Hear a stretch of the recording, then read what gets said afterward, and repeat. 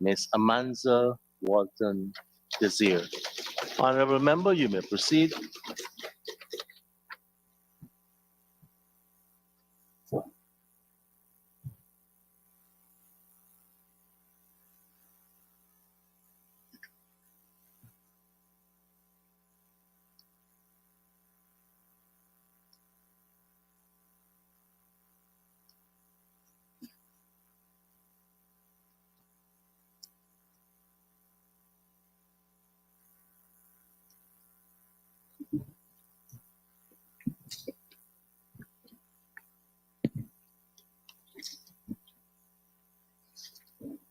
Thank you, Mr. Speaker. Mr. Speaker, before I commence my submissions to this debate on the 2023 budget, I would like to ask for us, sir, to, as is the custom of the House, stand and observe one moment's silence on the passing of our colleague, Ms. Rajkumari Bancroft. I know that that is a long-standing custom of the House, but it appears as though we missed it this morning. Honorable member, I have no problem with observing moments of silence in recognition of the late honorable member, but I want to differ a bit with you in long-standing custom in the House. We do have a long-standing custom which relates to the House paying tribute to fallen members. But we will observe some moments of silence. Thank you, Mr. And Speaker. I will say when it begins. Thank you, sir.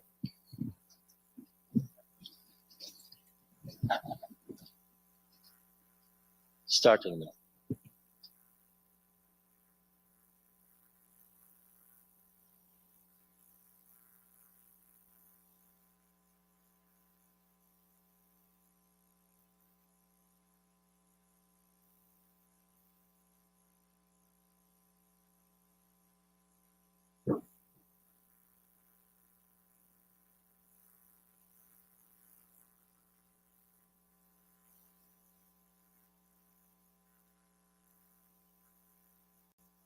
Thank you.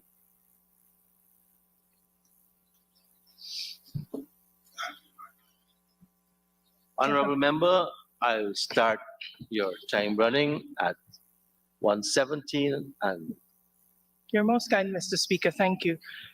Mr. Speaker, I rise, as I said, to make my contribution to the 2023 budget debates. I have to, however, as a matter of record, Mr. Speaker, address some of the utterances of my colleague on the other side who went before me. Mr. Speaker, I sat and listened, in amazement, because it continues to, I shouldn't be surprised, but somehow they managed to keep surprising me with the ease with which they engage in misleading the House and misleading the people of Guyana. Mr. Speaker, first of all, we heard... Honorable member, that's imputing, and how you're saying it is with confidence that you know it's a fact. I want to believe that you could do better. So let's observe the standing orders. Mr. Speaker, I want to attempt to correct then, if I may put it that way, several misconceptions that might have been conveyed to the people of Guyana by my colleague on the other side. The first one being that it was the AP and UAFC government that scuttled the Amaila Falls project. Mr. Speaker, we all know that the IDB, Mr. Speaker, adjudged this project as being environmentally not feasible. That is a matter of public record. Mr. Speaker, I want to say to us, sir, I want to say to us as well that I sat here, Mr. Speaker, and I heard, sir, I heard the honorable member speaking about us having all the money. Mr. Speaker, every Guyanese who is paying attention knows exactly when the oil money became available to the Republic of Guyana, Mr. Speaker.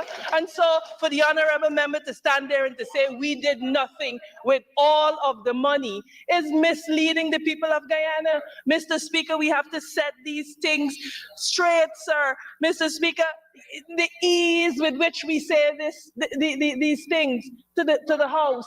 I heard the honorable member, Mr. Ashney Singh, stand in this House and tell us that they have completed synthetic tracks in Region 6 and Region 10. Well, as a Lindoner, I had to go and check for myself, Mr. Speaker. The tracks are incomplete. And for misleading this House, Mr. Speaker, he ought to be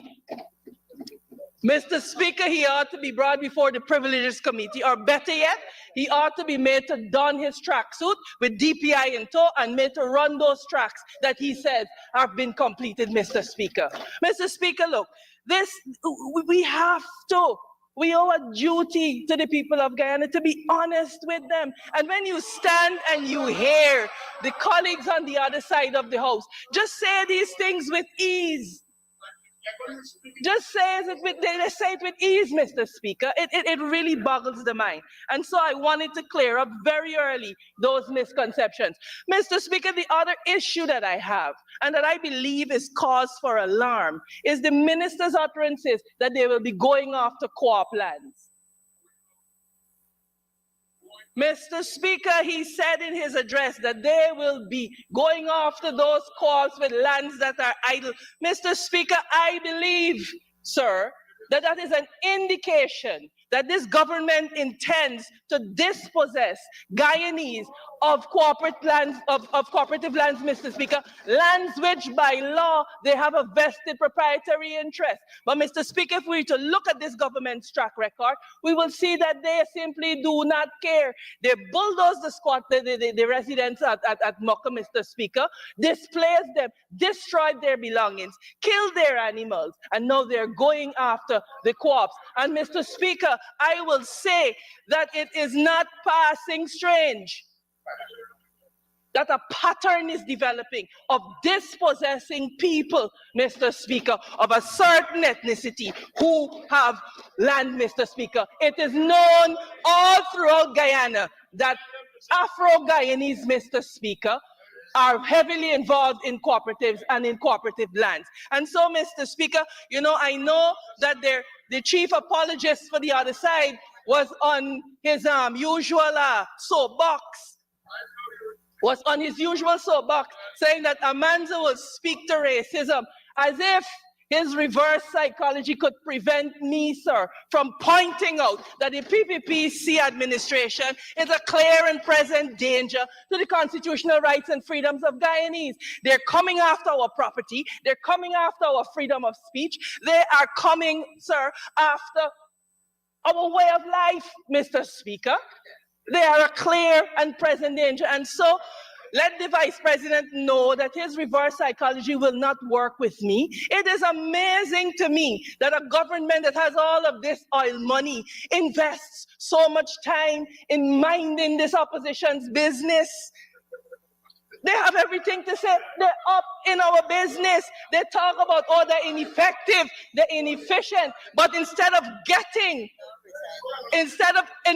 Mr. Speaker, the General Secretary, their PR machinery has already said she has resigned. I have never seen a government so invested in what they have deemed a weak and effective opposition. The honorable member before me took 15 minutes out of his speech to go member by member to belittle and to malign the character of the gentleman on the honorable side. Mr. Speaker, it is amazing that with all of this oil money, the government is spending more time about what's happening in the PNC and who in resign and who in do than in adumbrating a clear development, a clear developmental path and a clear vision for this country. Mr. Speaker, we on the other side, we good here. You all need to run the country and do it in an inclusive and an equitable manner. Mr. Speaker, I just thought I had to set the record straight on those matters. You know, Mr. Speaker, when I was preparing my presentation for this budget, I had a Yogi Berra moment. It felt like it was deja vu all over again. Mr. Speaker, I realized that I could take my last year presentation and word for word regurgitate it here, and it would be just as apt and just as appropriate. Mr. Speaker, last year, I stood here and I said to the people of Guyana, let us see where this government spends their money. And we will tell you, that will tell you what they value and what their values are. And Mr. Speaker, we saw it last year. We saw it in 2022. We saw how much they value the hardworking public servants of this country, Mr. Speaker, who turn up every day, rain or shine, to keep the wheels of this country turning. And you know what they rewarded them with? A measly taxable 8% increase, Mr. Speaker. That is how much they value the public servants. Mr. Speaker, we saw how much they valued Gaisuko. We saw how much they valued Gaisuko, Mr. Speaker. $13 billion poured into an industry, Mr. Speaker, that they themselves have said is dying. The Vice President is on record as telling sugarcane workers, you all have to find jobs in other sectors. But here they are, pouring $13 billion. And they have the audacity, Mr. Speaker, to say to the people of Guyana that it was the APNUAFC that killed the sugar industry, when the truth is that it was under their government that most of the sugarcane factories were closed, Mr. Speaker. Those are the facts. But they have this penchant of lying sorry, Mr. Speaker. I withdraw. Mr. Speaker, they lack fidelity to the truth. They lack fidelity to the truth. And so we have to continue to set the record straight. Now, Mr. Speaker, they have allocated $4 billion to Gaisuko already for this year. And I think they're going to come for more. This is just the first. We got at least 3 more supplementals, I am sure, for Gaisuko. Mr. Speaker, under the coalition, we continued to adumbrate right-sizing this industry, Mr. Speaker. Right-sizing the industry. Mr. Speaker, when you look at the way in which this budget is couched, I want to show you how this government values, how they value the people.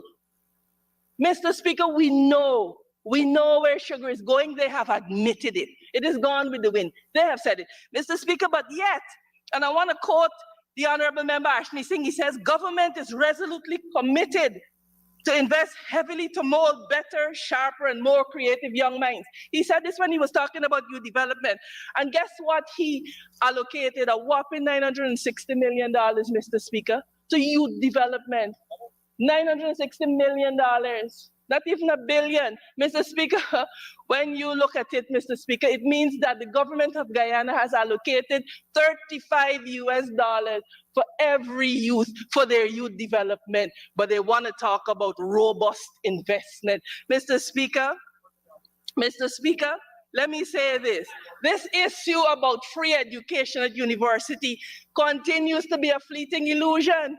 And then I heard their chief apologist saying to us that, oh, we didn't say in the first year, we got 5 years, so we could still do it, insulting the intelligence of the Guyanese people. But Mr. Speaker, I suspect, Chris, that they want to use it as an elections gimmick. And so closer to elections, they're going to come and announce, oh, free university education, as if they're the champions of free university education, when the truth is that from 1976 to 1994, Guyanese enjoyed free education from nursery to university as enshrined in our Constitution. So when they come and make this big announcement, we will simply remind them, you're not doing us a favor. You are simply righting a historical wrong that you committed against us, the people of Guyana. Mr. Speaker, and that is the thread, sir, that is common throughout this entire budget.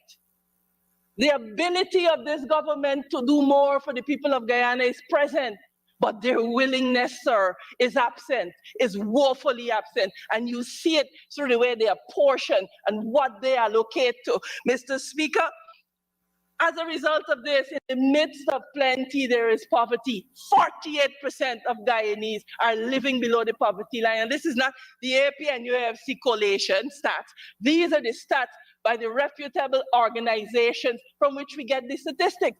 48%, Mr. Speaker, according to the World Bank. According to the World Bank, just in case I'm not clear, they said, sir, that 43% of the Guyanese are living under the poverty line. Mr. Speaker, they have said, Mr. Speaker, the FAO in 2023 said that 43% of Guyanese cannot afford a healthy diet and that 5% of Guyanese are malnourished. That is what the FAO report says, Mr. Speaker.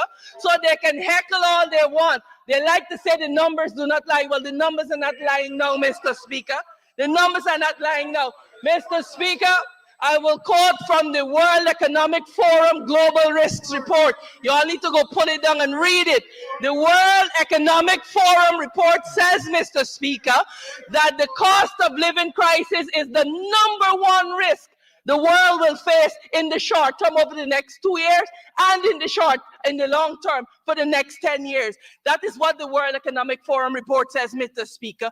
And yet, sir, with all of this empirical data that is showing that we are suffering, Mr. Speaker, this government, sir, allocated a measly 0.5% of this budget to address cost of living and the cost of living crisis, Mr. Speaker.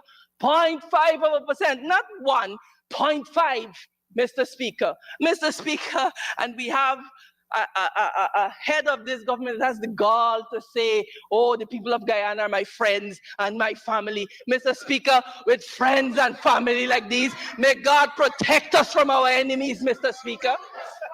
May God protect us from our enemies. Mr. Speaker, this is serious. Mr. Speaker, more can be done for the people of Guyana who are suffering. Mr. Speaker, that sweeper cleaner who earns $85,000 a month, Mr. Speaker, $50,000 on rent, another $15,000 on transport. She has to spend $10,000 a week to feed herself and her 2 children, Mr. Speaker. Mr. Speaker, that is the end of her salary.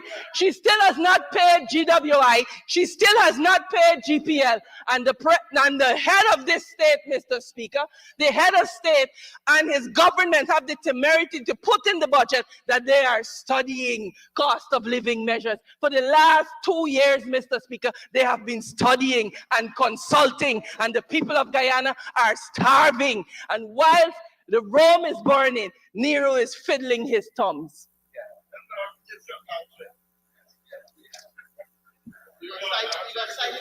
Mr. Speaker, we will say, sir, that we are happy. We are happy that this grant, the Because We Care grant, sir, has been increased. That is a good thing. And we commend the government for that, Mr. Speaker. And we commend them also for continuing the feeding program that the coalition government started, because we appreciate, sir, the connection between nutrition and cognition, Mr. Speaker, and learning. And so, Mr. Speaker, this is good, but Mr. Speaker, more is possible. More is possible because we have more at our disposal, Mr. Speaker. Mr. Speaker, for example, why can we not work together to devise a scheme to subsidize transportation for school children? Mr. Speaker, they've allowed the buses to rot. Mr. Speaker, why can we not? We have the funds, sir, and with 0.5% of this budget allocated, it will mean that parents will no longer have to carry the burden of paying for transportation, Mr. Speaker, freeing up money in their pockets and allowing them to have more disposable income. Mr. Speaker, my colleague, Ms. Flubes, earlier gave us the price of commodities, of basic food items in the shop. Mr. Speaker, why can we not, as this government that so cares about people, Mr. Speaker, why can we not have a program to subsidize the basic food items, Mr. Speaker, egg, rice, sugar, milk, potatoes, Mr. Speaker, so that single parents, the most vulnerable amongst us, sir, can go to the store and be able to have, sir, these items that they depend upon for their survival. Mr. Speaker, it is possible for us to do with a mere 1.5% allocation from this budget, Mr. Speaker. The ability, sir, is present. The willingness, sir, is absent. And that is unacceptable, Mr. Speaker. Mr. Speaker, look, we want to say that we are happy that programs such as WIN, Mr. Speaker, are continuing. We are happy about that, sir. Mr. Speaker, we agree that it is important for women to be able to participate meaningfully in our economy. Mr. Speaker, the most recently published labor force survey shows that the labor participation rate of women is 40% less than that of men. Despite less women participating in the market, Mr. Speaker. Yes, sir. With us, right? I'll be happy to do that, sir. Mr. Speaker, the labor force survey, our last labor force survey, Mr. Speaker, shows that despite less women participating in the labor market, the unemployment rate of women is 50% higher.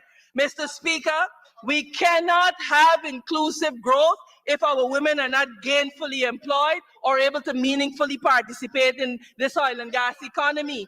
And Mr. Speaker, while we commend the WIN program, the statistics that I just cited suggest to us, Mr. Speaker, that these interventions are not enough.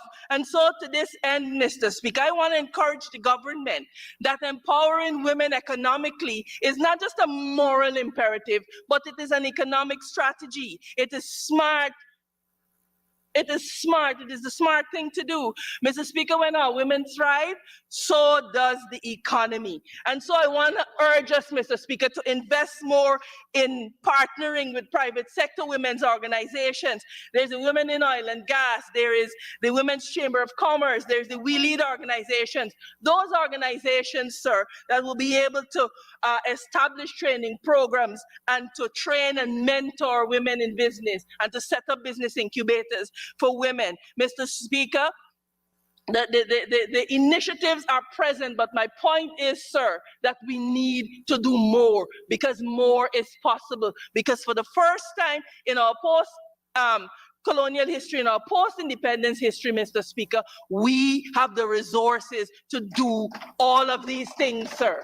And we can do it today. Mr. Speaker, the time is now, sir, for bold and visionary investments in our human capital. Mr. Speaker, we must understand and we must know that our human capital is by far our most important asset, Mr. Speaker. It is the most important for our long-term economic development. Sir, look, let's look at the investment as it relates to capital projects. Mr. Speaker, since assuming office, this government has increased spending on roads and bridges and buildings by 600%.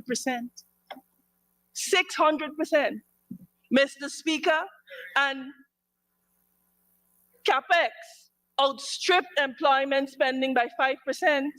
Mr. Speaker, despite receiving about $335 billion from the Natural Resources Fund within the last 2 years, this government's been spending has produced a deficit of 12%. Mr. Speaker, this is alarming.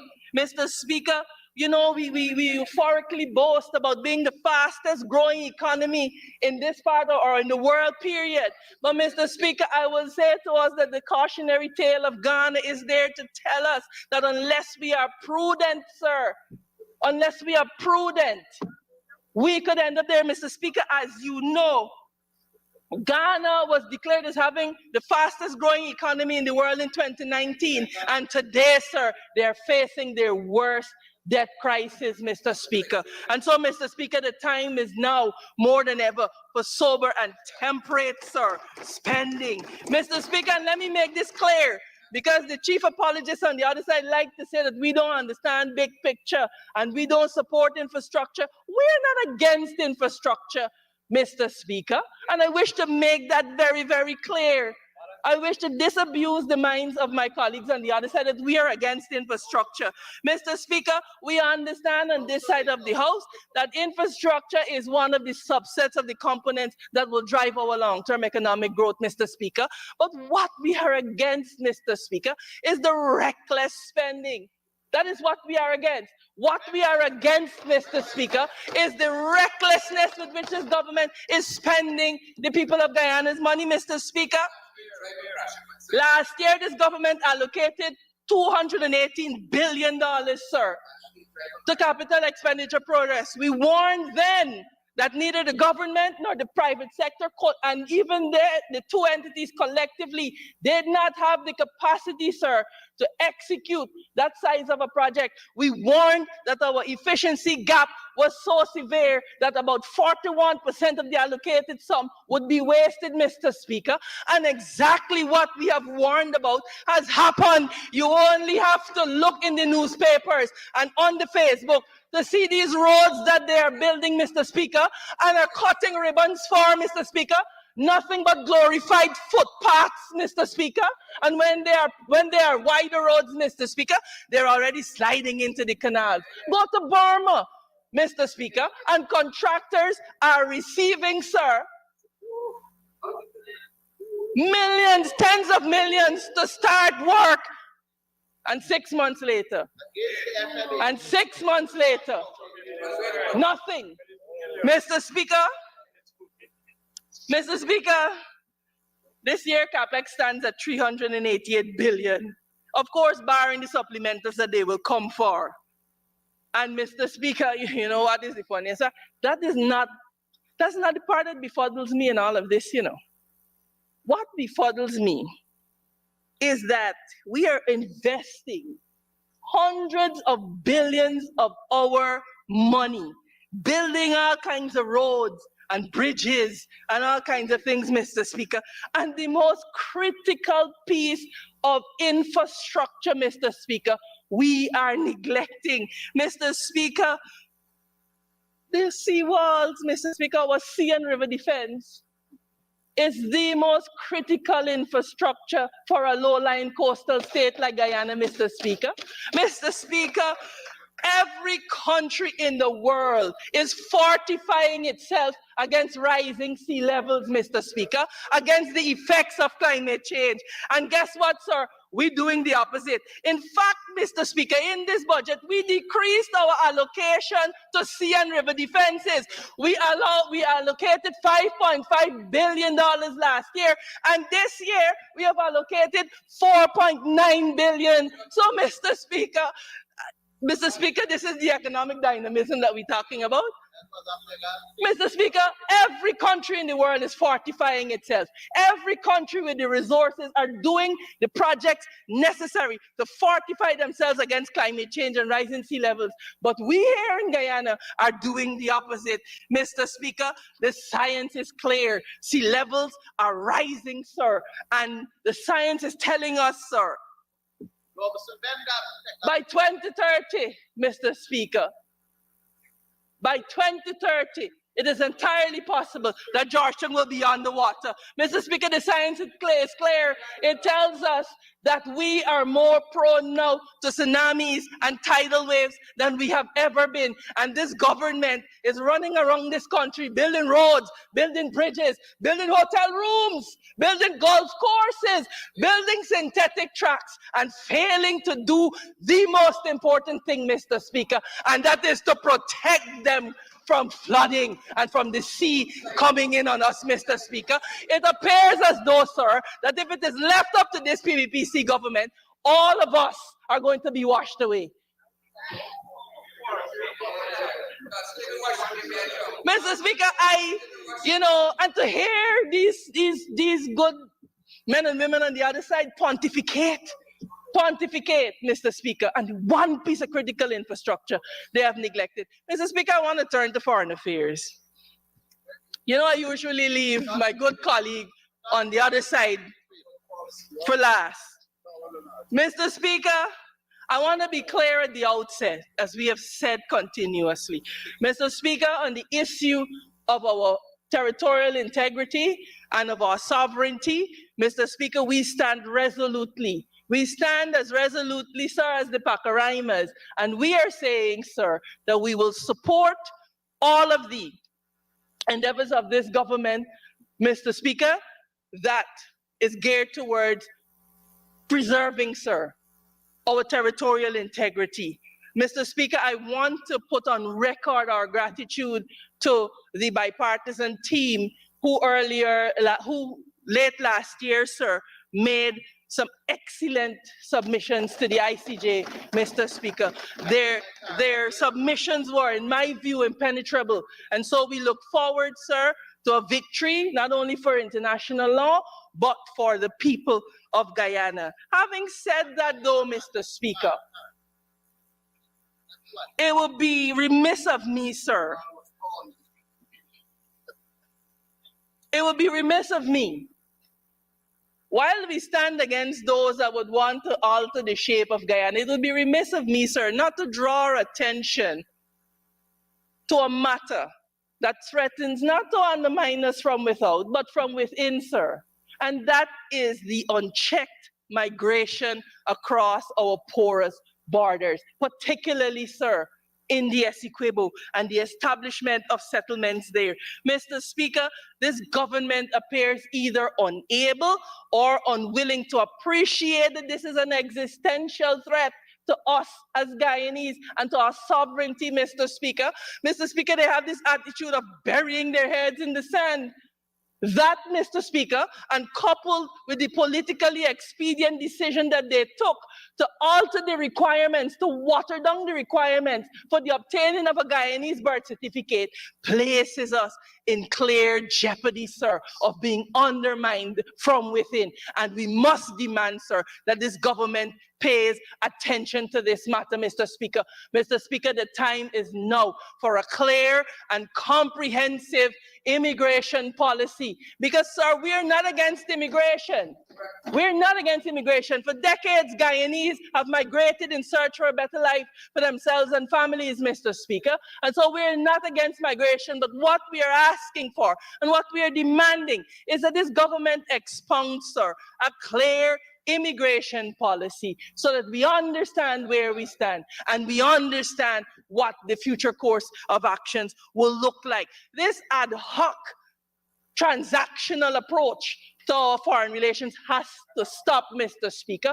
You can't be going all the way to the Asiatic regions, Mr. Speaker, to talk about labor shortage when you have failed to look right in the Caribbean first, Mr. Speaker, for labor force. There's a level, sir, of inconsistency, sir, in this government's approach. Mr. Speaker, let us say that at the epicenter of our foreign policy lies, at the epicenter of our foreign affairs, rather, lies the issue of our foreign policy. Mr. Speaker, which entails the general objectives, sir, of our state and its interaction with foreign actors. Mr. Speaker, of course, it is formulated on the basis of our domestic policies and other international considerations. And Mr. Speaker, diplomacy is that vehicle through which our foreign policy is carried to its destination. Honourable Member, and an extension is the vehicle. You need to conclude. Comrade Speaker, I move that the honourable member be given 5 minutes to conclude her presentation. Thank you very much, Honourable Chief Whip. Honourable Member, you may continue to conclude. Thank you, Mr. Speaker. Mr. Speaker, look, for decades, our foreign policy has been informed, sir, by clearly discernible principles. Clearly discernible principles. Friends of all, satellites of none, etc. Mr. Speaker, now we have no clue as to what we're doing. We have embarked upon this path of transactionalism, Mr. Speaker, that will redound to our detriment later on. Mr. Speaker, There is no clearly adumbrated foreign policy. Where's the Todd Doctrine? Where's the Jagdeo Doctrine? Nothing, Mr. Speaker. There is nothing because they have no vision for the foreign affairs sector. Mr. Speaker, we, sir, have been now victim of inconsistencies, a carnival of inconsistencies. One day Taiwan is opening an office, the next day it's closed. Mr. Speaker, what are we doing? Mr. Speaker, we have departed, sir, from long-standing, Mr. Speaker, positions. We have de-recognized the SADR, Mr. Speaker, and it seems as though we are blown with every wind of doctrine. But Mr. Speaker, I'll tell you what the trouble is. Mr. Speaker, the trouble is that this government is unable to discern between its private interests and the interests of the state. And so the state's interests are subjected to their private interests and their deals and their kickbacks, Mr. Speaker. That is what the problem is. Mr. Speaker, we are now viewed as day traders, and so nobody takes us seriously anymore. Mr. Speaker, professional diplomats, sir, professional diplomats were the hallmark of our diplomacy. We were able to punch above our weight in the diplomatic arena. Now we are saddled with the likes of Charan Das Prasad. Mr. Speaker. Honorable member, the rule is you can't raise someone name who can't defend themselves in here. I'm guided, sir. I'm guided, sir. Mr. Speaker, the High Commissioner, the former High Commissioner of Guyana to India, Mr. Speaker, who was seen on videotape, you know, in the vilest manner, abusing, Mr. Speaker, of Indian national, Mr. Speaker. And then you know what, Mr. Speaker? Again, this propensity, sir, to mislead the people of Guyana. We had the head of state on TV saying that Charan Das Prasad will be recalled. That is a matter of public record. Mr. Speaker, I wrote in this house asking the Honorable Minister, when is it that Mr. Charan Das Prasad was recalled as Foreign Affairs Minister? And you know what he told us? November, let me quote him correctly, November 10, 2022, Mr. Speaker, when the head of state appeared on television in this country and said to the people of Guyana in October that Mr. Charan Das Prasad is returning home. Mr. Speaker, that is the difficulty I have, the ease with which this government would mislead the people of Guyana. Mr. Speaker, look, years on, we are still yet to appoint ambassadors to Venezuela and to Brazil, Mr. Speaker, two of our most consequential interactions. Mr. Speaker, it appears that this government is only able or concerned to put people in positions who they consider as loyalists, Mr. Speaker, and so they would prefer to go for years without appointing an ambassador, Mr. Speaker, rather than give it, sir, to a discerning professional diplomat, Mr. Speaker. Mr. Speaker, I have to conclude. Mr. Speaker, and I will conclude by saying there's so much to say, Mr. Speaker, but so little time.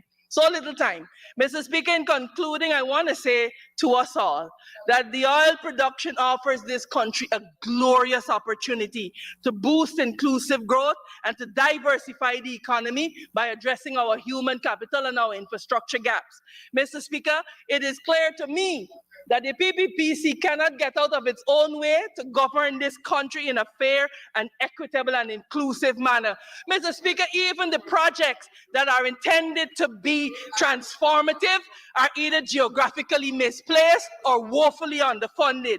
The logic, sir, behind putting a tourism and hospitality industry in Port Morant, in the agricultural belt of this country, when the hotels are 90% of them located in the capital city, is beyond me, Mr. Speaker. Mr. Speaker, the failure to put a robust sea defense program, sir, into effect is tantamount to us, sir, abandoning our coast to the sea. Mr. Speaker, this budget is high on dollars, but seriously wanting in common sense. Big on concrete, but short on care and compassion. Mr. Speaker, once again, we are faced with a budget that does nothing for the poor and working class in comparison to what is being done for big business, Mr. Speaker. And so, Mr. Speaker, while I thank the Ministry of Foreign Affairs and of Finance rather, and their hard-working staff for putting together this budget, I am afraid that in its current iteration, I cannot support it. Thank you, sir. Thank you very much, Honorable Member.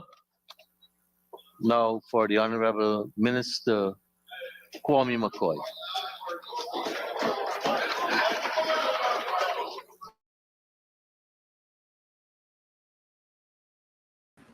Welcome back, folks. Welcome back to our program, our live debates, a breakdown of what is happening. We just saw a very Powerful, energetic and powerful and enthusiastic presentation from Amanzo Walter Desir, Shadow Foreign Minister, Shadow Minister of Foreign Affairs, of course, breaking down her interpretation of the things presented in the budget. Yes, and she also dealt with a bit of what was happening in the office of the Prime Minister, some of the stuff that he's responsible for, because she's as well dealing with that. And we saw her hammering a lot of issues, and what we've been seeing here a lot today in the speeches is the blatant untruths that are being told. And I mean, she started out really dealing with a lot of those untruths, and even in ending, as she talked about foreign affairs, talking about when the question was put to the House about the recall. Yes, a recall of China's facade. The president gave one date, and then the foreign affairs minister said one thing. And I like what she said about the ease at which this government misleads. I know that she had to use parliamentary language when she was presenting. She said the ease at which they mislead the population. You can't say lie to the population in parliament. Correct. But we can break down all we want, but we have the shadow Minister of Foreign Affairs just hot off the press from her fiery presentation. We'd like to welcome MP Amanzo Walton Desir to our program. Amanzo, thank you very much. Thank you.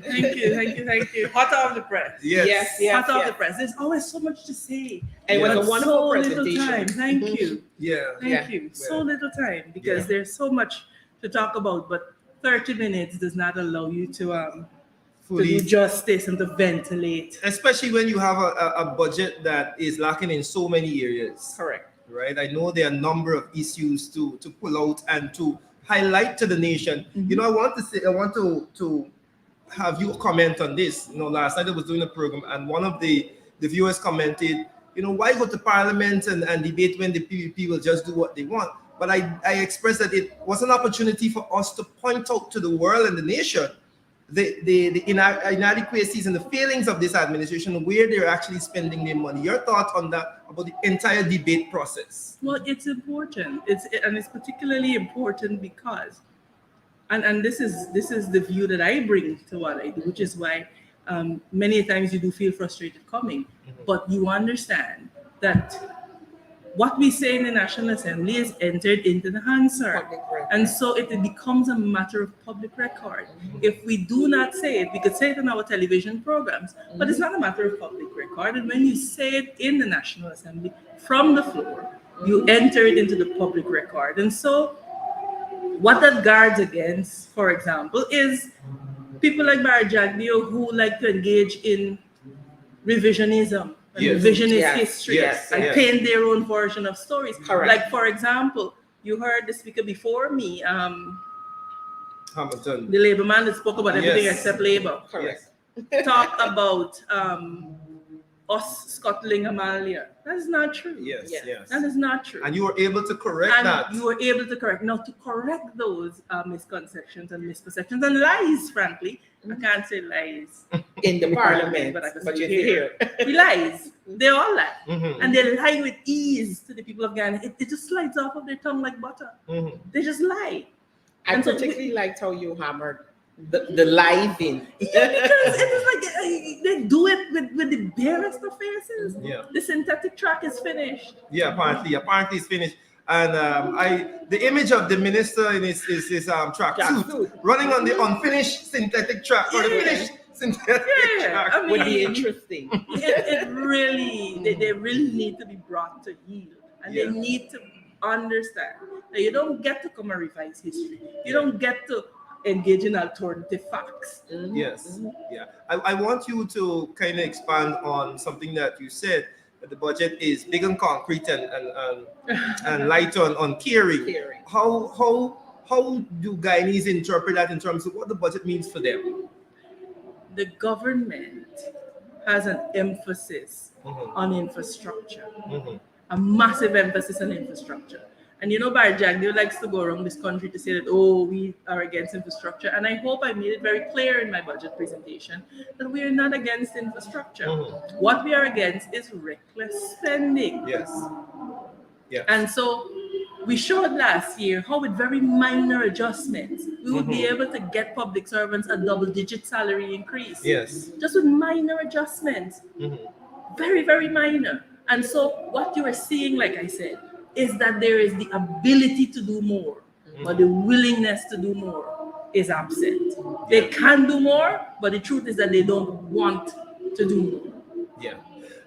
Just for our viewers' sake, the presentation is still happening on the floor. There's Kwame McCoy at the moment, and we'll continue the conversation with MP Amanzo Walton. So you can see there, Mr. McCoy is on the floor. And we'll continue. Amanzo, I want to address a particular issue that you brought up as we deal with foreign affairs, which is your portfolio. The issue of charandas and the, as you mentioned, the carnival of inaccuracies or inconsistencies. I can't remember exactly. Carnival of inconsistencies. Carnival of inconsistencies. How, in your view, has this government handled our foreign affairs? They haven't. And that's the problem.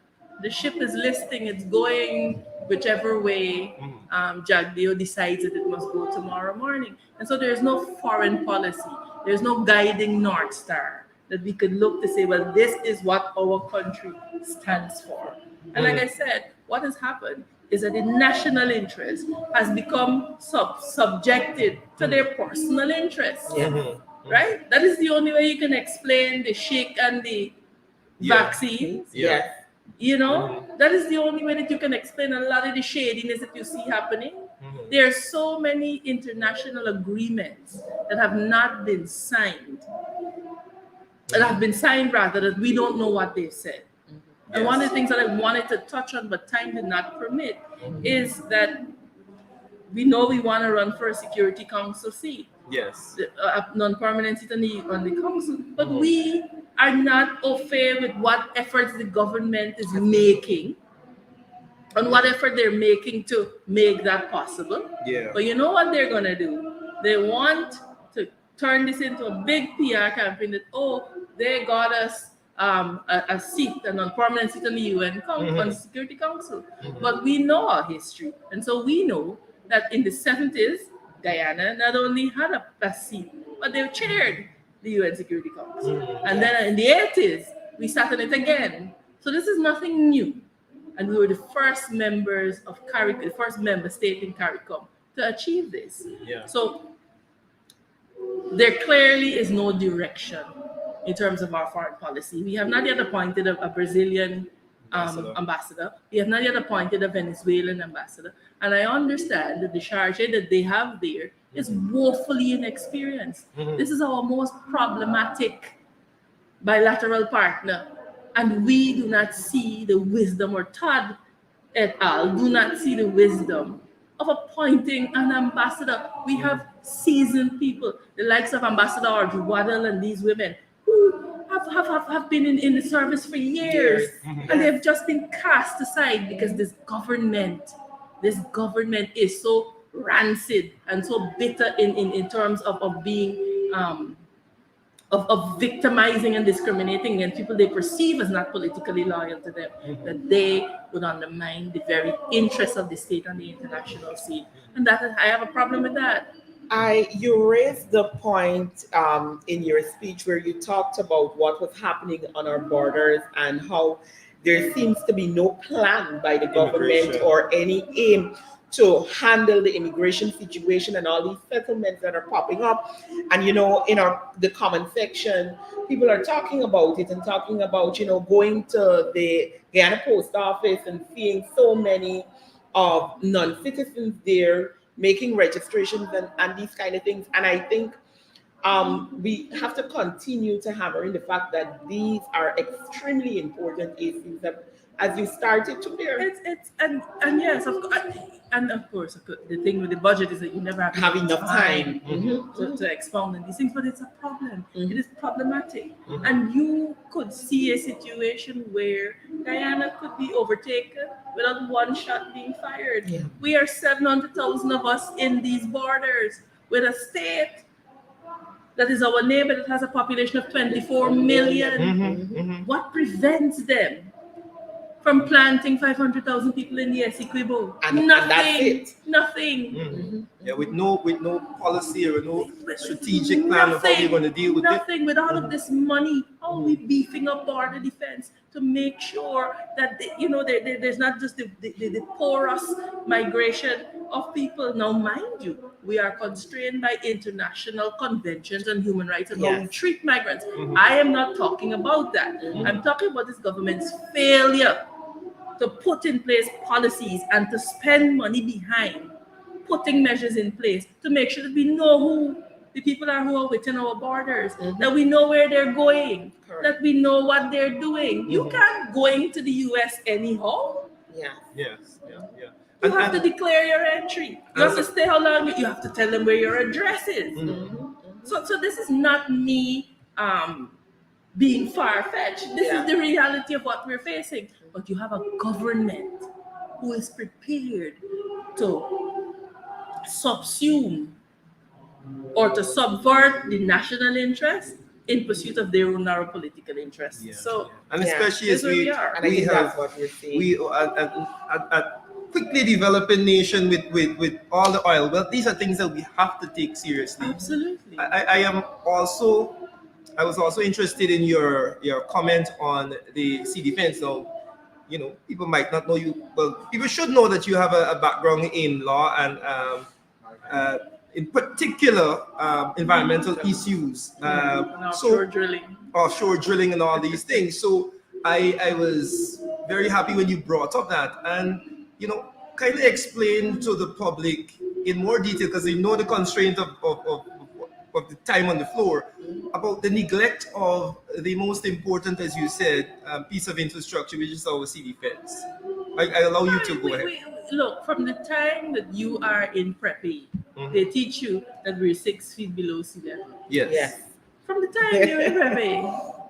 Now, whether you like Forbes Burnham or not, one of the things that he got right was that he invested heavily in sea and river defense. And correctly so. Without it, we are at the mercy of the sea.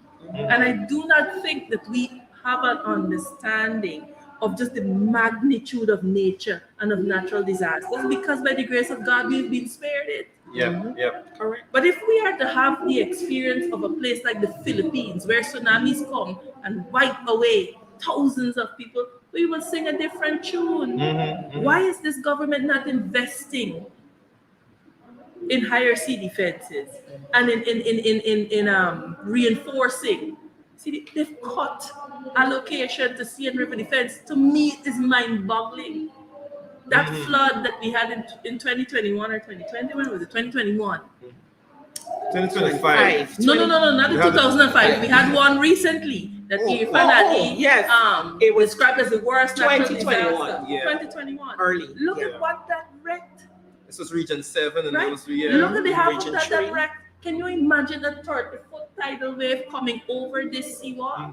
Yeah. Georgetown is in the Of what use will be the fancy roads and the hotel rooms? Exactly. And then to compound the issue, we do not have proper disaster preparedness response. Yeah. And we don't see funds being pumped into that. Yeah. You see? It's a burying the head in the sand. It is like there, but for the grace of God, go we. If you leave it up to this BBB government, we will all be washed away. and perish. Yeah. Because there's not a focus. When I read the budget, I couldn't believe it. I'm like, wait, these people are actually cutting spending on sea defense, sea and river defense, drainage and irrigation should be the two sectors that receive significant investment. Look, a coca door broke in Charleston. Yeah. The penitence coca. Last week, the entire Charleston was on the water from a coca door breaking.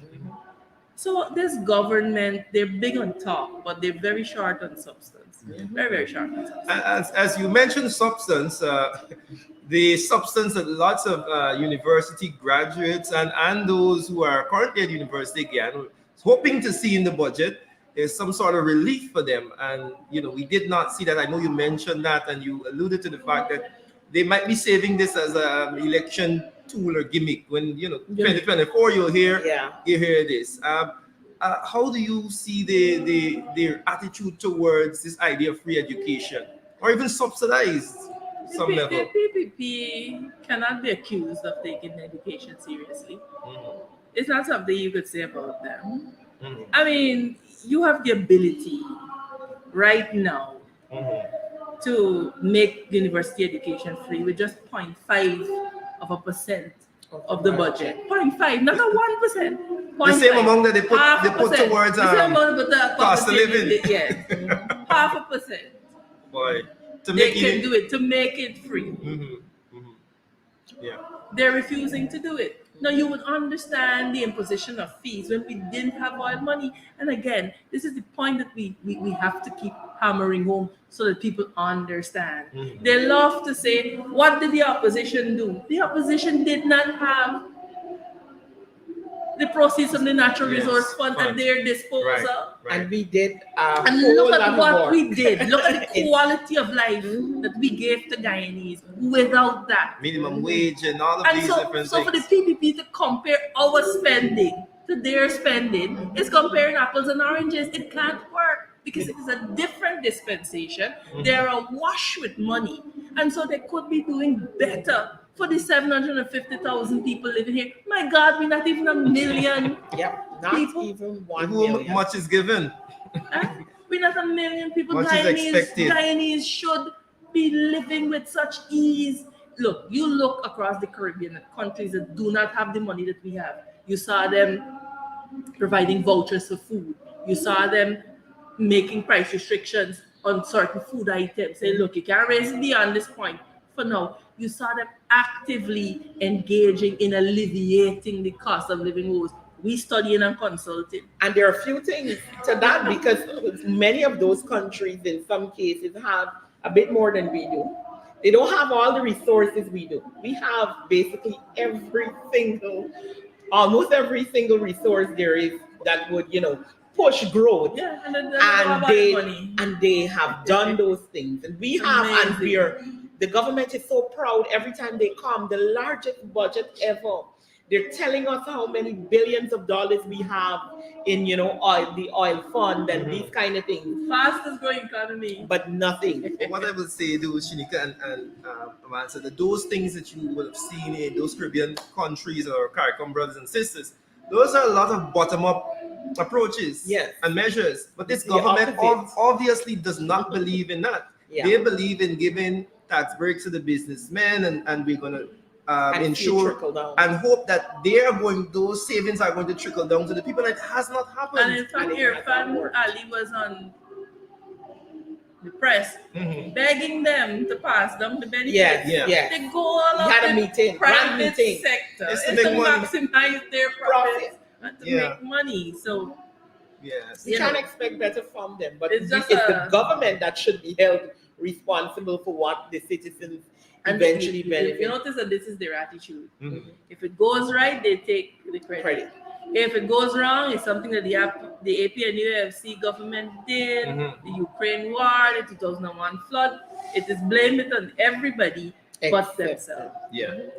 You made mention in your presentation where you talked about, Region 6 really being the agriculture belt. I think that was the word you used.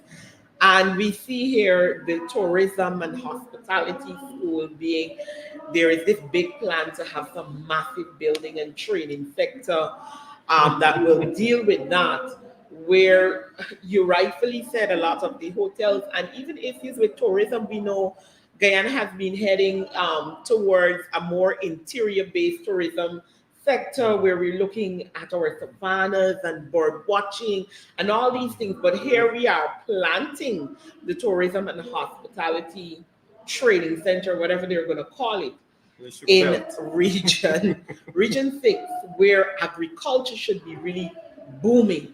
Well, I was hoping that you could help me make sense of it, because I can't. I simply cannot. Like, what is the plan? These people are trained there and then they have to move to the city to find jobs, or are we taking people from here, sending them there to be trained, and then sending them back for practicals? Like, how does it work? Would it not be far more prudent to put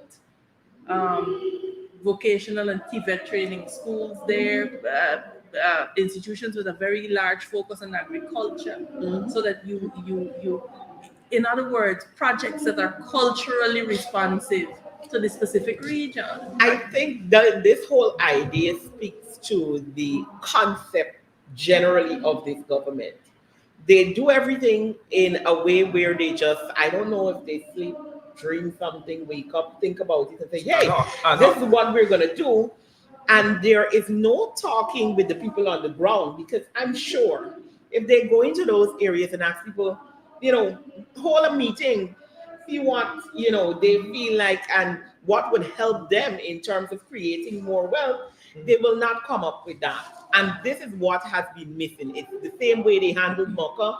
It's the same way they handle every situation. They never go in and talk to the persons there. And I mean, in public management, this is something that you learn at the lowest level. You must start that conversation to know how and what would be appreciated, and again, for acceptance as well. The ease with which they lie. They tell the people, they offer the people at MOCA all kinds of compensation, and that is so not true. Some of the people who had their houses bulldozed at that last time, We're still in negotiation. we're still talking with housing. Some of them never engaged housing because housing never came. Housing has not done a proper appraisal or assessment of those people's properties, but they have it in the media that they've offered them this and offered them that. We as Guyanese have to be more discerning, and we have to understand that we have to go behind the propaganda and see and seek the truth. Ourselves, look, just now they had it on their propaganda that Dawn, the newly appointed GS, distraction. She's resigned. I mean, and that is the seriousness with which they approach governance of this country. They're not serious. Yeah. Before we wrap up, P, I want to double back to something we're talking about there. We're talking about creating jobs in Region 6 and this idea of pushing this tourism, hospitality thing there. And the idea of what is it that especially our young people require, what sort of training? And I know you mentioned the measly $900 million was given to youth. And this is something that I've been pushing.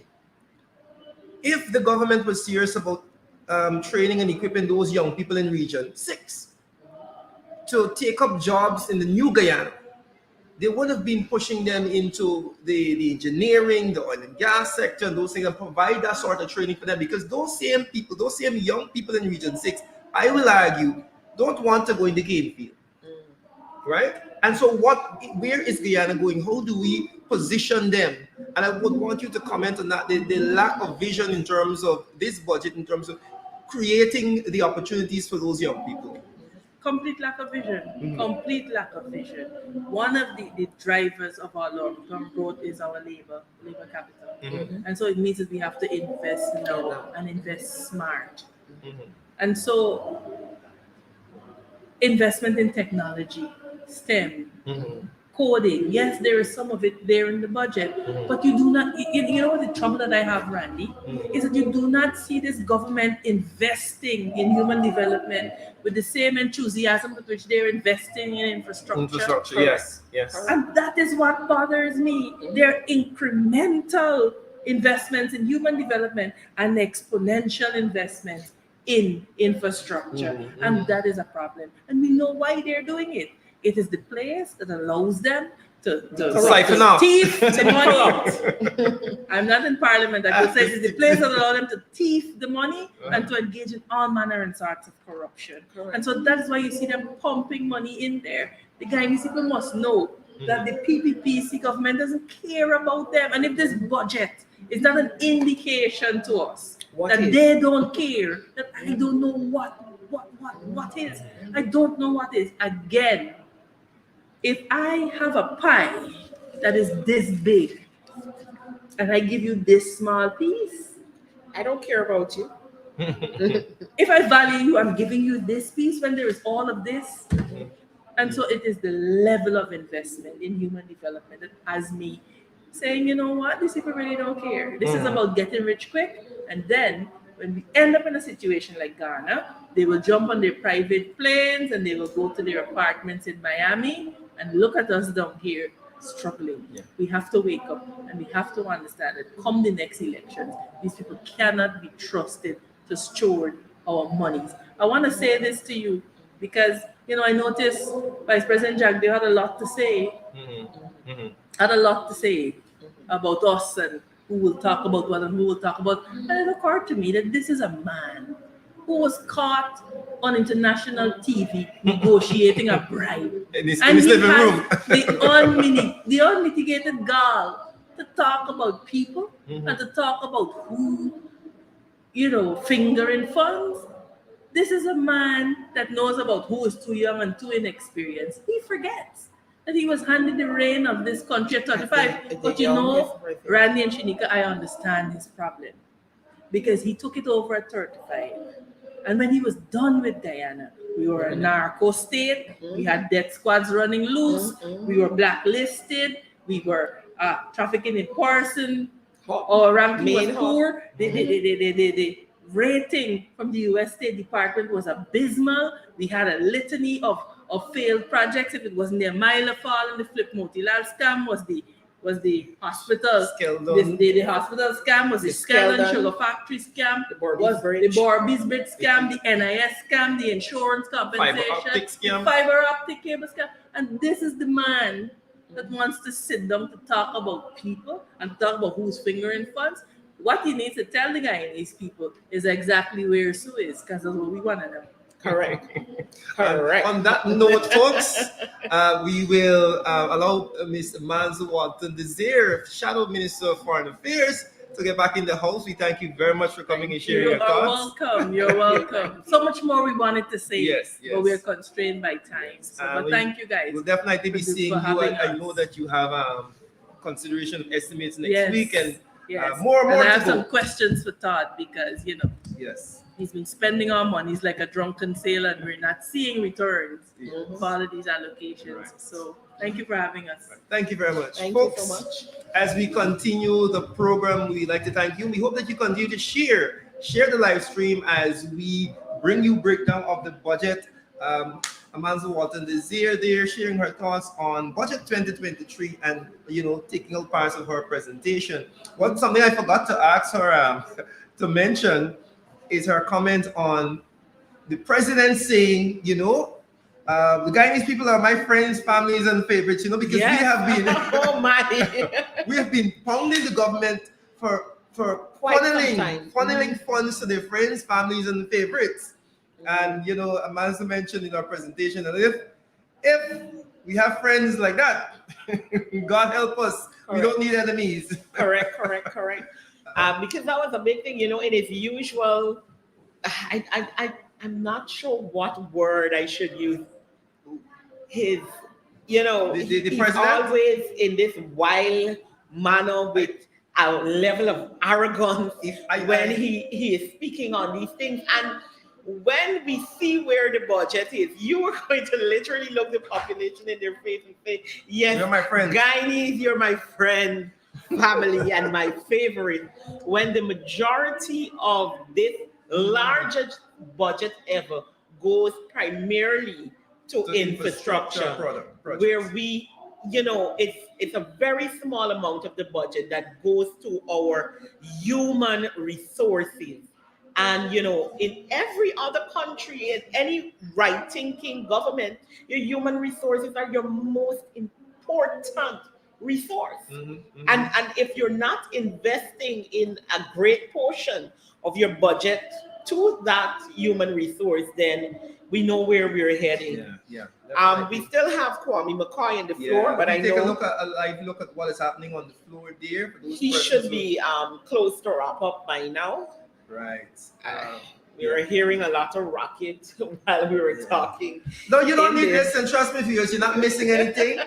There's nothing of substance that could come out of Kwame McCoy's mouth. So you don't even worry yourself about what is happening on the floor. We'll take you back to the floor when Mr. Ronald Cox would be coming next for the opposition lineup. And just to let our viewers know, he is the regional representative for region number 1.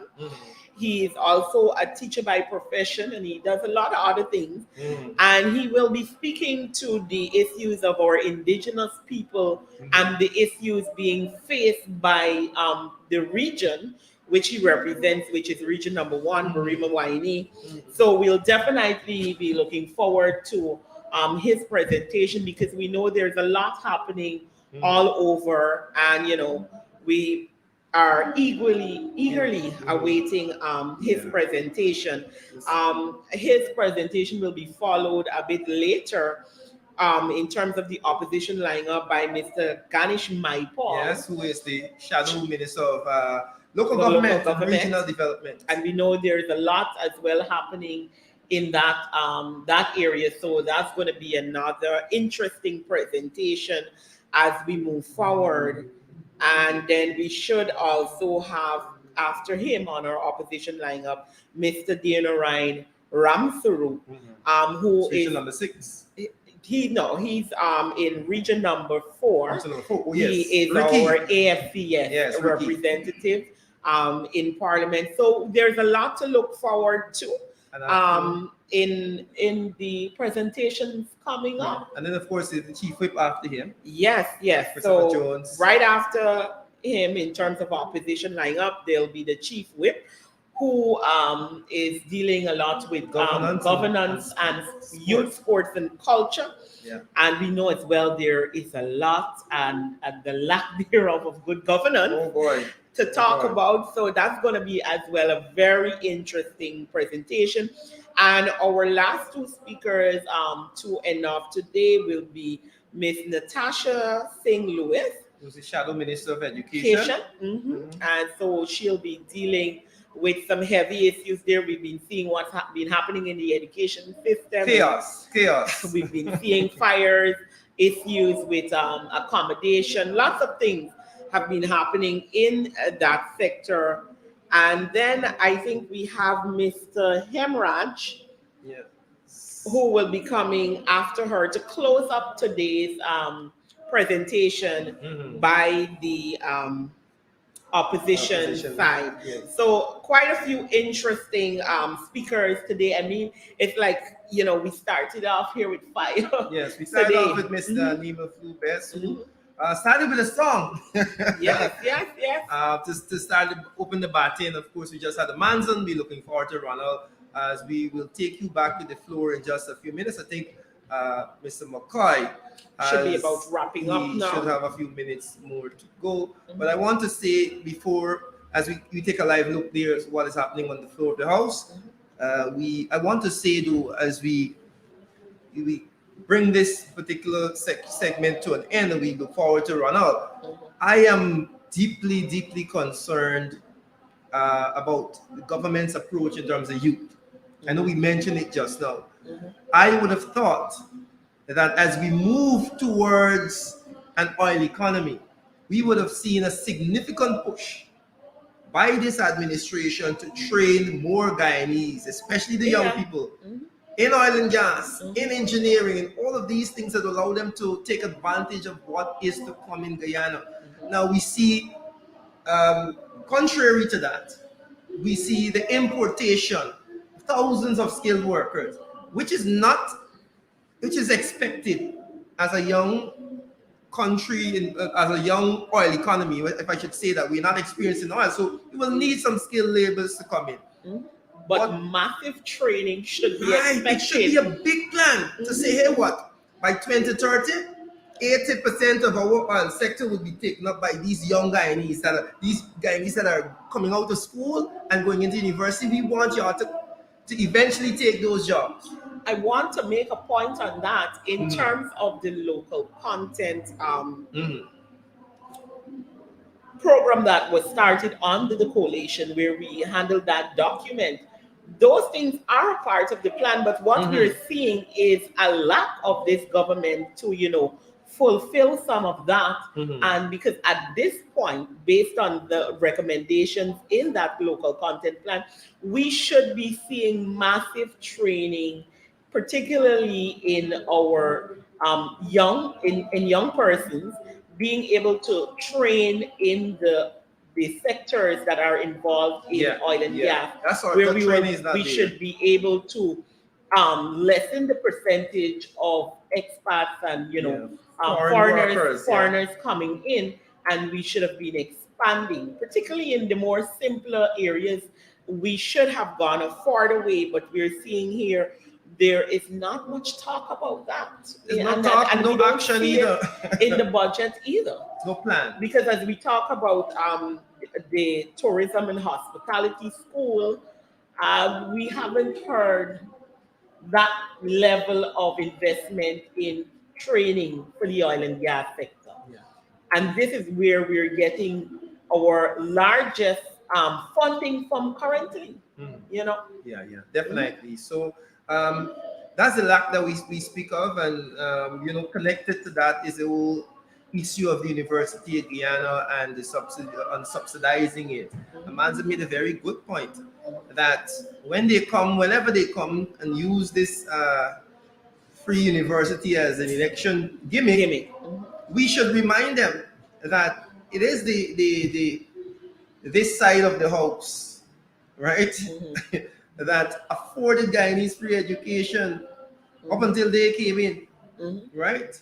Up until they came in. So these are all the issues that we're tracking, folks. We want to ensure that you get a grip or get a handle of all of the issues being debated for the next week. We will be heading back to the floor in just a few minutes. Stay tuned. Stay tuned. Right.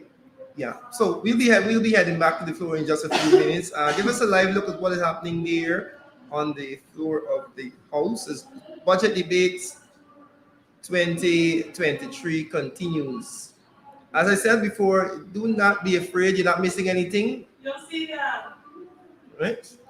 You're not missing anything. We have an MP in the house. Come. We have MP Nima Flubes in the house who will rejoin us now. MP, what has been happening? What's been happening? It's just that I'm amazed that Newsroom had put up an article recently, like just a few minutes ago. Yes. Claiming that I sit on the Parliamentary Sectorial Committee of Security, which is true. And I mentioned nothing about it in the budget. But I want them to go and find out for me, when did this committee ever meet? That's what I want them to find out. And let them tell me the date, the time, let them show me the agenda, who attended this meeting, what was discussed at this meeting, because you want me to address something in the budget, as you're claiming, that is my responsibility. But since I've been sitting in Parliament, I'm on 2 committees and none of them ever meet. So it's amazing that Newsroom, of all the things that I would have presented, could find that as a caption. And secondly, when I look at the article, I'm amazed. Why is it that these reporters are not spending time getting accurate information in public? We got Kwame Mukai running his mouth, saying that the people at Caneville only had 2 pigs and 2 fowl. So I told him I could present him with 10 pigs if possible. And we need our MPs to follow him to call that out. These are things that really, really upsets me as an individual representative of people. You have people standing in the house lying. He's displaying some food items. Those items, the oil, the sugar, so that is what is in the bags that they share out to give people for the flood relief and all of that. Those small bottle of oil, the little bit of sugar, and all these things. And he's displaying that. Aren't they ashamed? Now newsrooms see all this thing, and you will find nothing to write other than About a committee that has never met that you're supposed to talk about. But the thing about that, it only exposes the issues that we have, even with putting the government into check, because there are all of these committees that should be meeting, and they're not calling them. And then they have the audacity to put out statements like these, and then they come on the floor and pretend like these things do happen.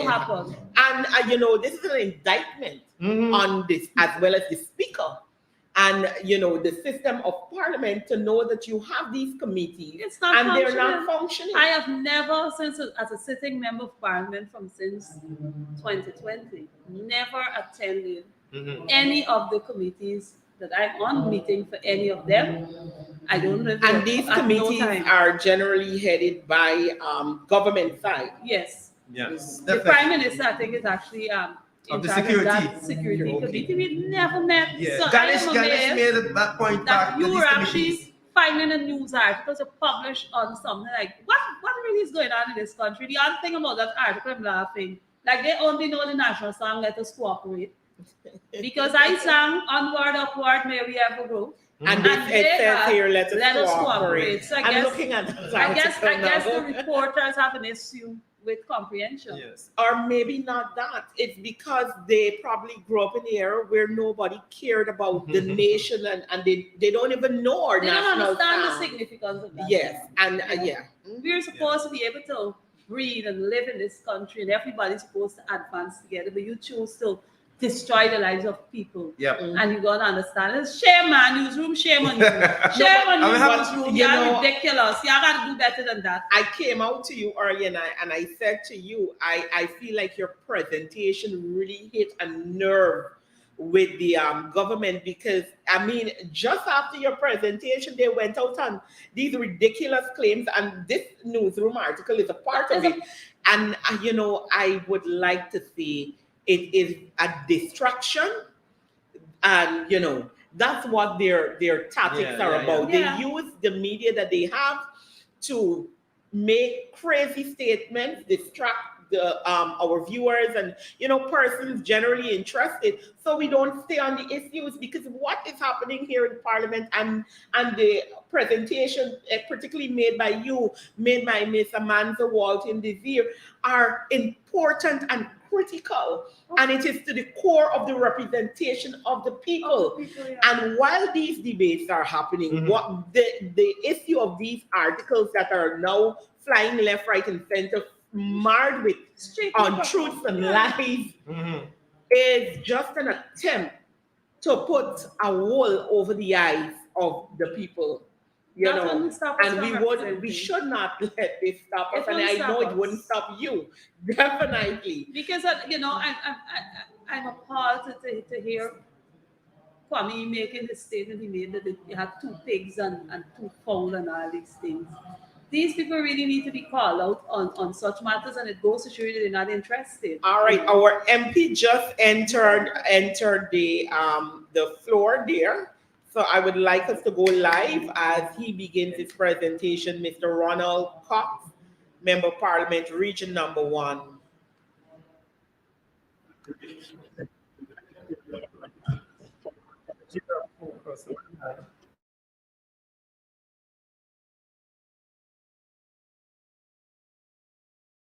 I also want to thank the Honorable Minister of Finance for standing for more than 5 hours to read Budget 2023. However, I wish to remind the Honorable Minister of Finance that the people of Guyana is not impressed and would not judge Budget 2023 by how long he can stand and read. Rather, they will judge the budget by how appreciable and preeminent the measures included will be. I'm also reminded by a statement made by the Minister of Finance while on a program with the newsroom. So a large portion or a large part of the budget will be about addressing main irritants, the things that affect people in their day-to-day lives. Mr. Speaker, it begs the question, does the minister really understand what the day-to-day lives of the ordinary Guyanese is like?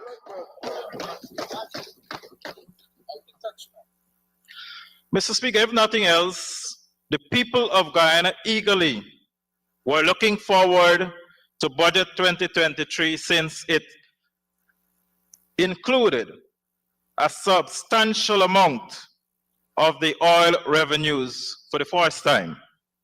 As a matter of fact, Mr. Speaker, this budget is more than 40%, an increase from the previous budget.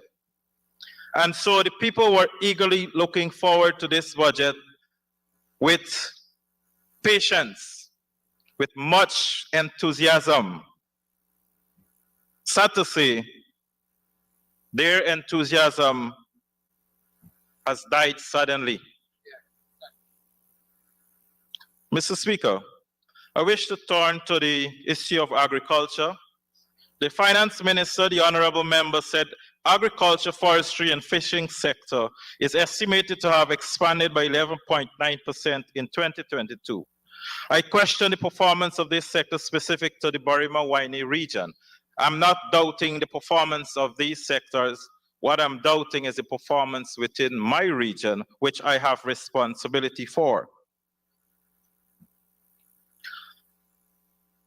Expansion and good performance of a sector can't be done in a bubble.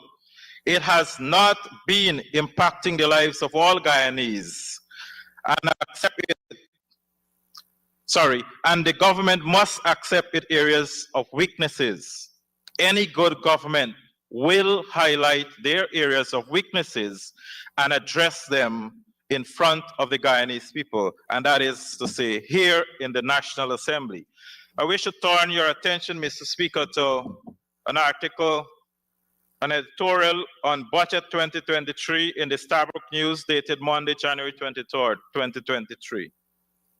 And I quote, "The man and woman in the street continue to be at the mercy of the market prices or forces that have pumped up the cost of living, particularly since oil production began. Increased demand in the food sector associated with oil and gas industry has driven up prices for basic items, and nothing that the government has done since its terms began has had a lasting effect on easing this burden." It continues, "The impact of the rising cost of living on those who can least afford it must be evaluated, understood, and acted upon. It is intolerable that with $1 billion earned from oil in 2022, that there are deep pockets of poverty with some households struggling to afford basic food." End of quote. Mr. Speaker, we must not come to the National Assembly and boast about a performance for a few elites, while the largest mass of the Guyanese people continues to struggle. That is my question. That is the issue I have with a government that continues to boast of performances, and yet you still have persons struggling. Yet we still have persons in poverty, and this is extreme poverty. Mr. Speaker, the expectation that there would have been a light at the end of the tunnel was instead allow the Guyanese people to be thrust into further darkness and despair by a so-called caring government that seems to be on the offensive against the Guyanese people. Mr. Speaker, I am moved out of necessity to ask, and in the interests of the Guyanese people, the following fundamental questions. Is this government serious about indigenous progress? Is this government serious about equitable development? But even more fundamental, Mr. Speaker, is this the one Guyana the government boasts about? Mr. Speaker, we on the opposition questions the government performance in hinterland communities. I wish to turn my attention to education. It must be recognized, Mr. Speaker, that quality education is not only about access, but it requires a reorientation of the entire system that provides skills training so that persons can respond to global needs and expectation. With that being said, Mr. Speaker, I question the policies of the present government with respect to several programs as it relates to hinterland and indigenous communities. And one of them is, Mr. Speaker, the Gold Scholarship. I have a few questions for the Honorable Minister. Is the Minister aware that teachers who have enrolled on the program, Mr. Speaker, is the Minister aware that persons who have enrolled on the Gold Scholarship program from the hinterland have dropped out because of a number of factors, inclusive of internet access or no internet access, that is?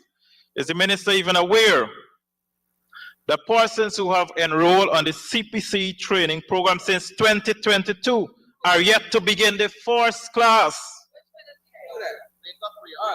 Is the government aware, Mr. Speaker, that teachers who have to travel large or far distances in the interior, their travel expense surpassed 5,000 Guyana dollar on a daily basis, and they were even refused assistance from the relevant regional authorities? Mr. Speaker, what I'm saying here is that government must ensure when they are on these touring trips that they engage with the ordinary people on the street rather than meeting the elite of the RDC.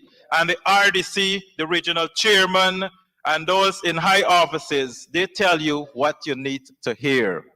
We want you to meet the Guyanese people and allow the Guyanese people to tell you what you should be hearing. And that is our concern. As a matter of fact, ministers, whenever they visit Mabruma, they would have meetings with 20 persons, with 40 persons. Out of the 40 persons, Mr. Speaker, 35 of them are staff of the RDC, are drivers, are handymen, are temporary workers. Meet the ordinary Guyanese people. Listen to the people. Public Works, Mr. Speaker. Mr. Speaker, several months ago, the Honorable Minister of Public Works visited Mabruma and promised the people of Barbina that they will be having a new road. We do not doubt the minister, but has the work started? Then he went forward to Wongna and initiated, in their own words, an emergency contract for the Wongna road works. Besides slush mud being spread across this road, Mr. Speaker, it has become worse with no sign of major work in progress. An emergency work, that is. As a matter of fact, it's only after several posts on Facebook and being bombarded by the RDC, and I was told by a minister through a phone call, only then the contractor decided that he will start moving some of the equipment to this emergency location. Mr. Speaker, what I want to highlight here is this is the issue. One person is being awarded several contracts. As a matter of fact, 95% of the contracts in Region 1. And this person is the common law husband of the regional vice chairperson. Then you have a brother of the said contractor living in Mabruma. who controls part of the contracts there. If that's not enough, Mr. Speaker, another brother, a third brother, is a staff with responsibility at the RDC for works. And if this is what His Excellency rebutted by saying, yes, we are working for friends, families, and cronies, then this must not be. This cannot be. So, Mr. Speaker, one person being awarded several contracts cannot implement the contracts on time, and so you have works being roll over. We yet to see any major work being commenced in Mabruma since 2020. And you have, Mr. Speaker, from 2015 to 2018, while the coalition was in government, you could name roads that were done under the coalition. And if you come here to tell the Guyanese people that the coalition did nothing, then that is untruth. And I said earlier, you must come to the National Assembly to tell the people what the opposition while in government did and what you are doing better. But you will not do that because in some places across Guyana, like where I came from, it's not being done better. Mr. Speaker, I want to applaud the government for continuing one thing, and that is the coalition vision for better roads in hinterland communities. Communities in Mabruma witnessed for the first time after 1992, 28 years to Mr. Speaker,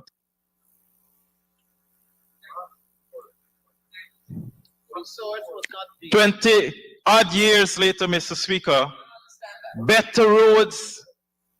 And while they were in campaign mode, they were telling the people you cannot eat road. But yet now you come to tell the people that concrete road is the best thing in the hinterland communities.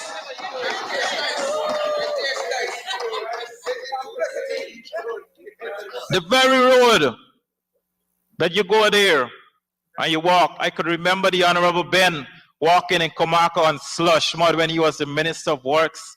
And I think he fell one time in the mud, the Honorable Minister then. Slush mud, Mr. Ben, you could go there now, you won't fall, thanks to the APNO government. Indigenous development, Mr. Speaker. Mr. Speaker, it is a known fact that Guyana is poised for economic takeoff. And the extent to which we can do so is dependent on the choices we make and our ability to collectively harness the skills and talents of our people in a bid to achieve progress and development. The allocation for developments in the hinterland and indigenous communities seems to be a well-regurgitated script from previous budget. That's not an issue, Mr. Speaker. The issue is the policies of the programs largely benefited the people. As it actually become a reality in many cases, we question the government to provide the answer. And I'm sure the Honorable Minister coming after me, the Honorable Sonia Parag, will try to bring some clarity or answers to some of the questions. The preeminent focus of the government on ICT, indigenous land titling, solar energy, sustainable land management are all very important, Mr. Speaker. And very important for you to get an extension to conclude. Thank you. Thank you, Comrade Speaker. I do ask that the Honourable Member be given 5 minutes to conclude his presentation. Thank you, Honourable Member Mr. Jones. Honourable Member, you may continue to conclude. Thank you, Thank you, Mr. Speaker. Mr. Speaker, I wish to turn my attention a little bit to the part-time job program through which we see the good in its conception. However, this project is, in some views of the Guyanese populace, counterproductive. It will be far more effective if those persons receive training to enhance their skills and employment prospects rather than simply being paid a bribe for votes as it may be described. Mr. Speaker, I'm sure the honorable member, Mr. Charlie, could help me to understand when his time comes to speak, Mr. Speaker.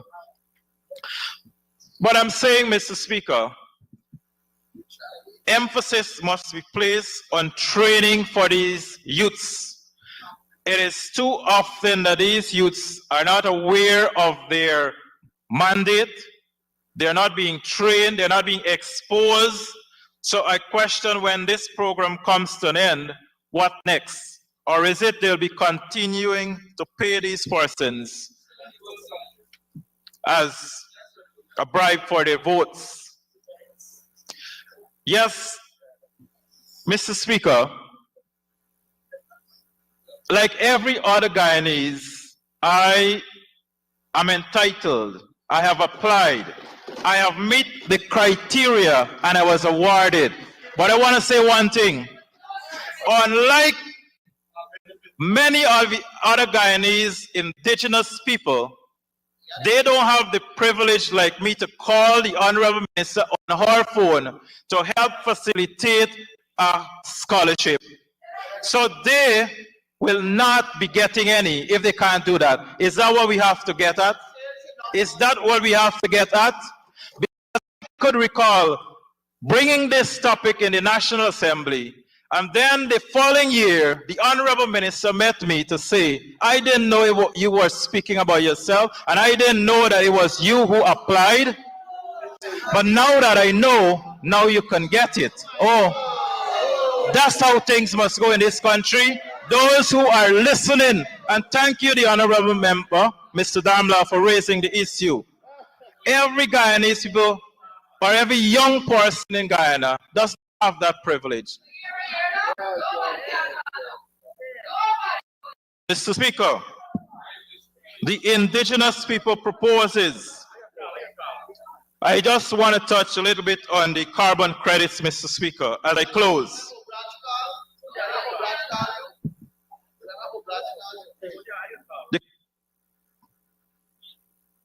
The indigenous people, Mr. Speaker, as it relates to the HES signing of carbon credits, as is largely related to the indigenous people of Guyana, we would like to see what we call a governing board established by the National Two-Shows Council, one with an oversight committee that will monitor the execution of this fund. It must not be directly managed by the minister or simply by central government. Mr. Speaker, again we propose, Mr. Speaker, that the shows of the various villages across Guyana must have a say. And so that is why we are including the National Two-Shows Council. Obviously they are, and they represent a large percent of the populace, which is 10% of all of Guyana, the indigenous populace.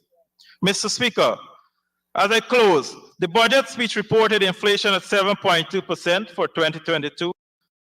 I want to quote Ram and Macrae in their analysis, which titled Focus on Guyana's National Budget 2023, and it states, quote, it is the highest rate of inflation in the past 20 years. Mr. Speaker, in a recent editorial as well, which shows significant higher prices of the actual expense that a Guyanese will pay when they visit the market. The question here, Mr. Speaker, is what exactly has the government done to alleviate the hardship of these Guyanese persons? Old age pension, Mr. Speaker, should have been increased to 40,000 Guyana dollars. Public assistance, Mr. Speaker, should have been increased to $25,000. Public servants, Mr. Speaker, should have received an increase ranging from 10 to 20% on an average annual income basis. Mr. Speaker, a budget for the people must be one which directly strengthens their efforts to combat poverty, being able to have reliable access to sufficient quantity of affordable, nutritious food while meeting their other daily needs. And if this budget is one that will allow that, then I commend it. However, Mr. Speaker, as all my colleagues have already said, the budget has some loopholes. And until those can be addressed, Mr. Speaker, we cannot support this budget 2023. I thank you.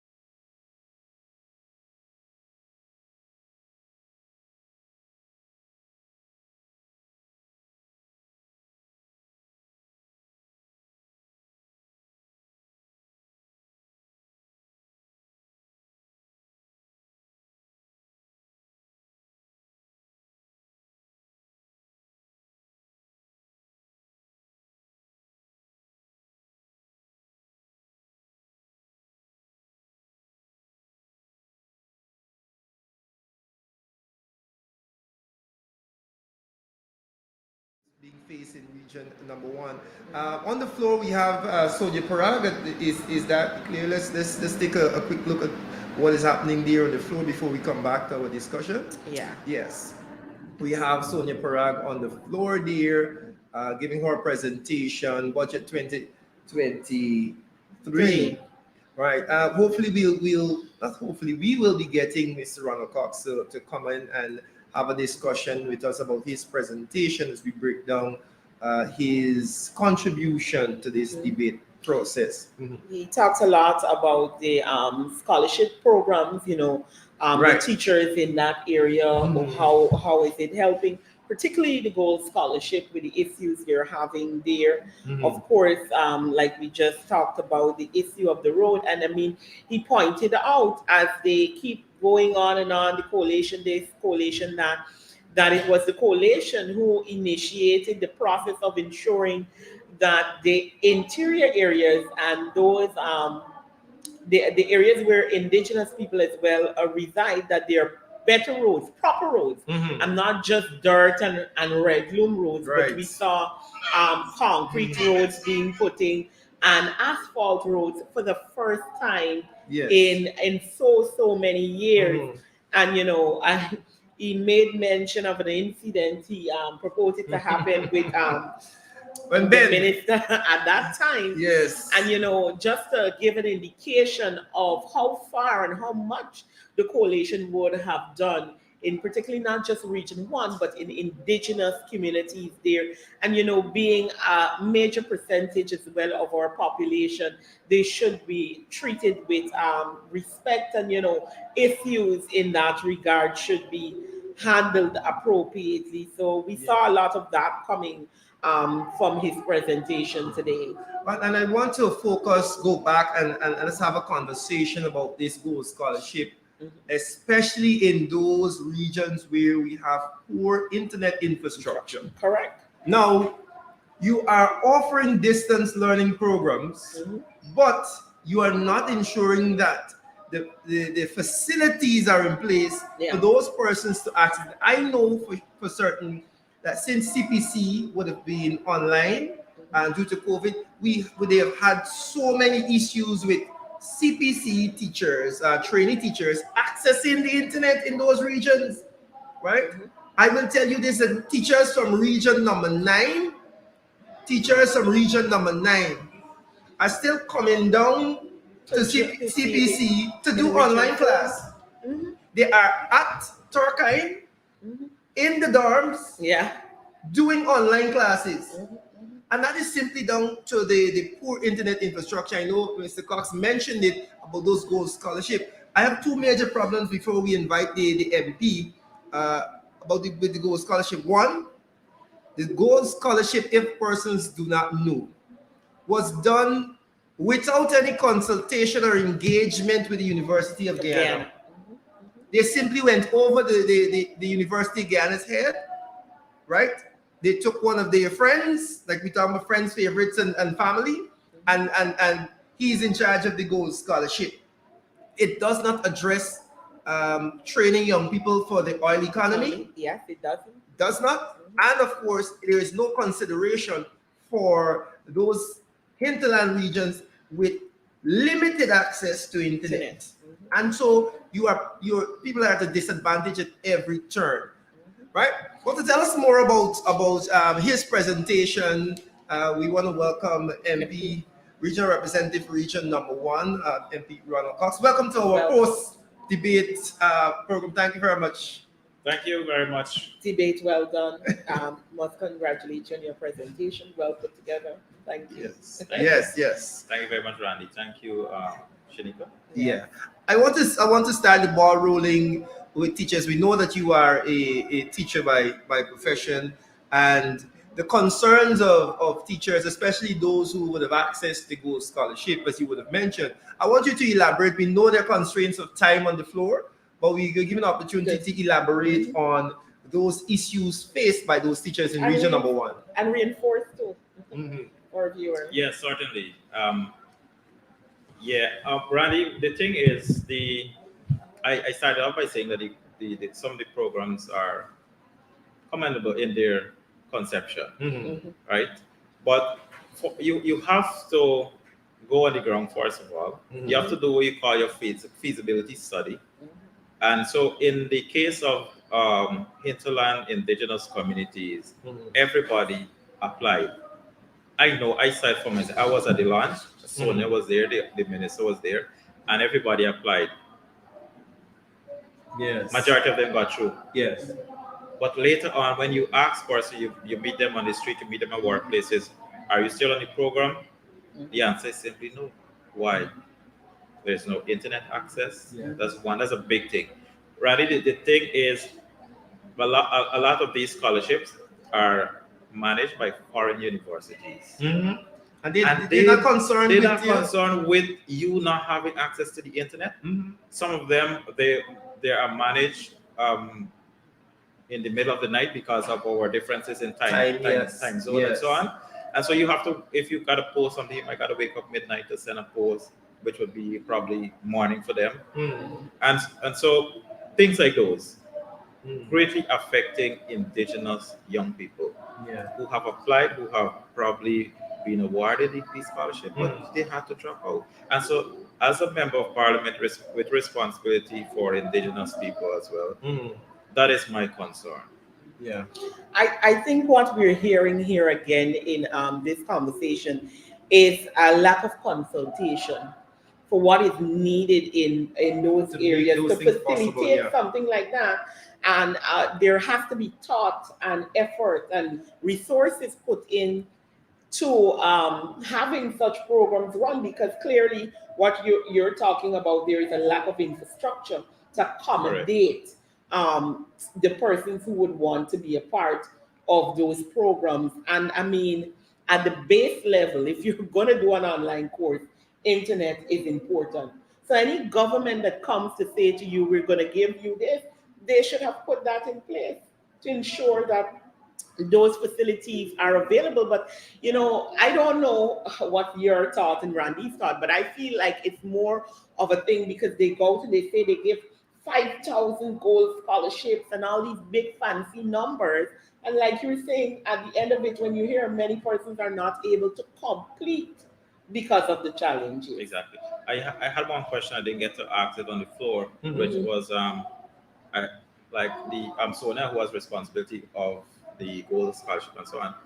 I wanted to ask her while she is on the floor now to say actually how many persons are still on the program. Let's say, okay, region 1, we awarded 1,500. How many are still on the program? Let's say 500, then we know you had 200% dropout. And so we judge the government's policy or programs based on Success of those the programs. success of it based on that. Yeah. And so don't come and say, like you said, Shanika, rightly so, oh, we awarded 6,000. And so you boast about 6,000 scholarship being awarded. Yeah, and let's not come off of that as yet, because the reality of what we are doing here in the National Assembly, what the MPs are doing, is bringing to light these issues, but not only bringing to light these issues, but positing suggestions. The reality is, MP, that the government has at its disposal, one, money, because we see them spending it wantedly on infrastructure. Two, they have the personnel and facilities to ensure that the internet infrastructure in those regions are bolstered. And they have other mechanisms, because we know that ministers go around with their wireless, the little Wi-Fi devices. And so there are opportunities for those same teachers and people who are accessing the goal for you to help them in this such. Yeah. Would you propose the government to use their infrastructure to assist these teachers? Of course, Randy. We let me start by saying remember Northwest Secondary School was born. Yes. Yeah. And we are at a temporary location. You know, since then we were not given a Wi-Fi at the temporary location. Wow. The main secondary school in all of Maruma, no Wi-Fi, and you have about 10 teachers there on CPC online program. So with the NDMA, National Data Management, people didn't come up and decide, hey, we got to put Wi-Fi for these teachers in this temporary. We had one at the previous building that was bought, and so now at the temporary building, nothing. Wow. So imagine the central location, a main secondary school, one of the premier schools in the region, don't have Wi-Fi. Then the interest will not be exactly. What about those for the far afield with these people who go online? Exactly. Y'all make your own way. Yeah, but the recommendation that you mentioned is quite a good one. Yeah. Because I know during the COVID-19 pandemic, we spoke largely with our district education officer then, and we asked them to facilitate through Digicel something. I think it was like a flash drive. Yeah. Just simply put it in your computer. It has data on it from Digicel. Yeah. And so the region through their education budgetary allocation would cover the teachers. But that's just a DEO arrangement with us teachers within the region. It's not a governmental thing. It's just regional thing. And so that work. So I'm saying, why the government don't take that and enlarge it, expand on it. And so we are actually where you have places like Obadiah, Yarakita, where you have signal from Digicel, you simply use them. Yeah. And you could go online. Yeah, definitely. Look at more hubs where people can go and access. Talking about hubs, they I know when Pauline time comes, she can talk large about how much hubs again. She can say the same thing like Shanika said. She can, we established 200 ICT hubs in indigenous communities. But the next question again is, how many are in operation? I don't think there is more than 2. Wow. In Mabuma. Well, I'm hoping that the MP that follows asks the same question. I know when we visited the Pamarum area, some of those indigenous villages as well had the same problem. They have the hubs that are established, but many of them are down, not working, and nobody is looking into it. So it's something beyond Region 1, but we find it primarily in the indigenous communities. I visited several of the hubs and all. As a matter of fact, when I showed up into the building, I asked him, what's the purpose of this building? I said, oh, this was the ICT hub that they asked the community to build. And when we build it, then they said, okay, they're gonna send the equipment and furnish it and so on. Yeah. It's just empty building. Yeah. Blank, empty, nothing at all. Nothing was And sent. the Colin Crow, the minister who has MP responsibility for Region 1 as well, he was in Marbuma on Sunday, and he saw on news article he did mention with regards to the gold scholarship that the government will be bringing the equipment again. They're going to furnish the hubs, and that's just Promises, more promises. Yeah. More promises. But I can tell you, those buildings are blank, nothing, not a single, not even a light. Wow. Folks, you are live with us, and we are taking a look at what is happening in the budget. We're speaking with the MP who has responsibility for Region Number 1, Ronald Cox, and we're breaking down his presentation just for a live look as to what is happening on the floor of the House. MP Parag is still, I think she's wrapping up her presentation. Yes, when she is finished, we will be going to our MP, Ganesh Mike Paul. We'll be taking you back to the floor then. Let's continue the conversation right here with MP Ronald Cox. Now, MP, I know you spoke about infrastructure and the work that the AP and UAFC would have done during our time. And quite interestingly, when those works were being done, the PVP touted, the people can't eat roads. And they are the biggest proponents and advocates of roads now. So apparently what they said didn't matter. Your thoughts on that? Well, I want to start by saying I think they have mastered the art of fooling the Guyanese people. That's one. And I'm disappointed to an extent that my indigenous brothers and sisters actually will not go to an extent to do more information and research finding kind of thing to actually question the government, or to whenever you have these visits by these ministers to say, you know what, I don't think this minister is telling the truth.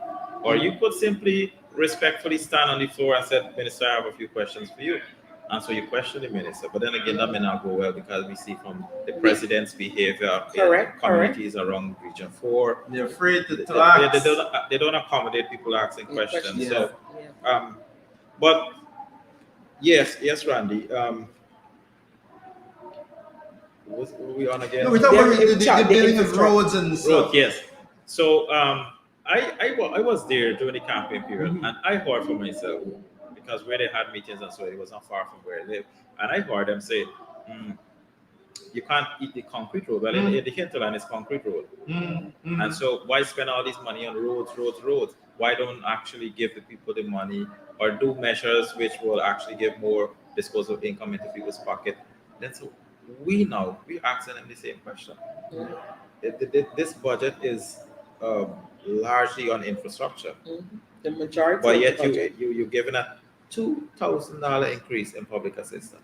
Wow. We have in Guyana one of the largest poverty-stricken, I want to call it, people when it comes to public assistance. And you can't give them more than $2,000. You're raising it from 14 to 16. When they go to the market or so, that's just a few items in a black bag. So again, well, you saw the Kwame McCoy come out with a parcel of sugar. So what is that supposed to tell us? You know, I want to. I had an introduction to actually say when I go up there, coming after Kwame McCoy. He started out by saying that he would not engage in a theatric performance and so on. Well, then, actually, my introduction was to thank him. I wanted to go and say, okay, I want to thank the Honorable Mr. Kwame McCoy for the halftime show. For me, that was the halftime show. Yeah, and he was the king of theatrics. So it doesn't bother me, and it was a waste of time to even rebut Kwame. But the issue still remains the same, because him bringing out that oil bottle. 400, he said, I think 400. That is still a lot. A small bottle. A oil small is bottle oil 400. used to be like $180. 1.6 or so. Mhm. So it being 400 is still a lot. Mhm. And I'm That's sure more than in 100% many increase.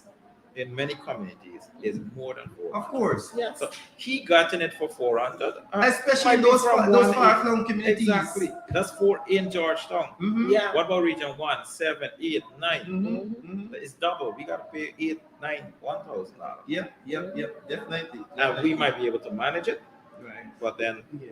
Though I will say Ordinary guy Region can't. 9 is in an interesting position, especially Letem, not necessarily the far Not- parts of Region, but yeah, Letem is an interesting situation because some of the things up there are actually cheaper because they come right over the Brazil border, Brazilian border. right? And the people go over there, they don't come to Dummy Shop. Correct. If you go on the shelves in the supermarket in Letem, most of the products there come from Brazil. Yeah. And so it's a little cheaper because, the transportation is not so much. But if you go into Correct. Region 7, Region 8, Region 1, this price is not what you pay They're in Georgetown. ridiculous. Not what you Very pay. ridiculous. So, Yeah, your point especially taken. 7. You can't take cargo to 7 Mm-hmm.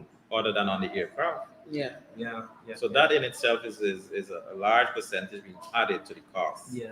So it's ridiculous and to come out with the parcel of sugar to prove what? Right? I have It no is, idea. for me, it shows how aloof they are in terms of these issues, because even to come and say that $400 is what you pay for this, it makes no sense to a man who don't have $400. Yes, you can Exactly. afford it, Exactly. but that does not mean that I can afford it. Yeah. Because there are many people, and when you talk about temporary jobs, when you're just, you're telling people I'll pay you $40,000 just to do whatever you do, but there is no program, because guess what? A man who receives a temporary job, one, if he had a permanent job, that would have he would have gotten like $80,000 or $100,000 a month. He could have gone to the bank and say, well, I have a permanent job. You can get a letter Yeah, the from bank your don't give you workplace. anything for temporary You're job. working a temporary job. What will you be able to do? You can't even approach the financial system to give you assistance with anything, not even the smallest thing. So saying that you are, because they came on this thing, but 50,000 jobs they'll be able to give, etc. But you're giving people temporary jobs, and very proud that you're about to increase this scheme means nothing to the ordinary man. What I will say is that you're giving temporary job, but the ordinary man still has permanent problems. Correct. Because They're living not is a temporary. permanent problem. Yeah, it's So- not temporary. So when your temporary job is has come to its end, you still have a permanent problem that you can't find food to send your children to school. You can't find food to pay your rent, your light bill, your gas bill. So those problems are still there, and we see that the government really doesn't care about your permanent problem because they only give 0.5% of the budget to cost of living relief. MP, as we wrap up this segment, I'll give you an opportunity to talk about any other pressing issues from your region, because I know I know that you said when the officials go there, the regional executives tell them what they want to hear. But what are some of the issues the people in Region 1 are most concerned about? Yeah. Randy, a major issue in Region 1 is agriculture. Mm-hmm. And I had a lot to say on it, but time did not permit me. Yeah, go ahead. And I had even a post on Facebook to read for them. Mm-hmm. I want to read it here. It says, Go right ahead. can someone help me to understand what is the situation in Magruma with the agriculture sector? What is happening with farmers? I'm constantly sending shallot, celery, sweet pepper, tomato, bora, etc. on the plane from Georgetown. Can these items be grown in Magruma? No pumpkin, okra, eggplant, cucumber, and the common greens we cook are coming in as well from Georgetown. Where are we headed in this area? I remember growing up on Tuesdays and Saturdays, Kumaka Market was filled with vendors bringing produce. For the last Christmas, cashew was scarce. Cassava bread is scarce. Just thinking out loud. Yeah. So agriculture. So the government boasts about agriculture. They boast about how it has the performance of the agriculture sector. Mhm. But that is not a reflection in Region 1. Mhm. And while I was speaking, they questioned what happened in the 80s and 70s. I wasn't born in the 70s. I wasn't there in most of the 80s.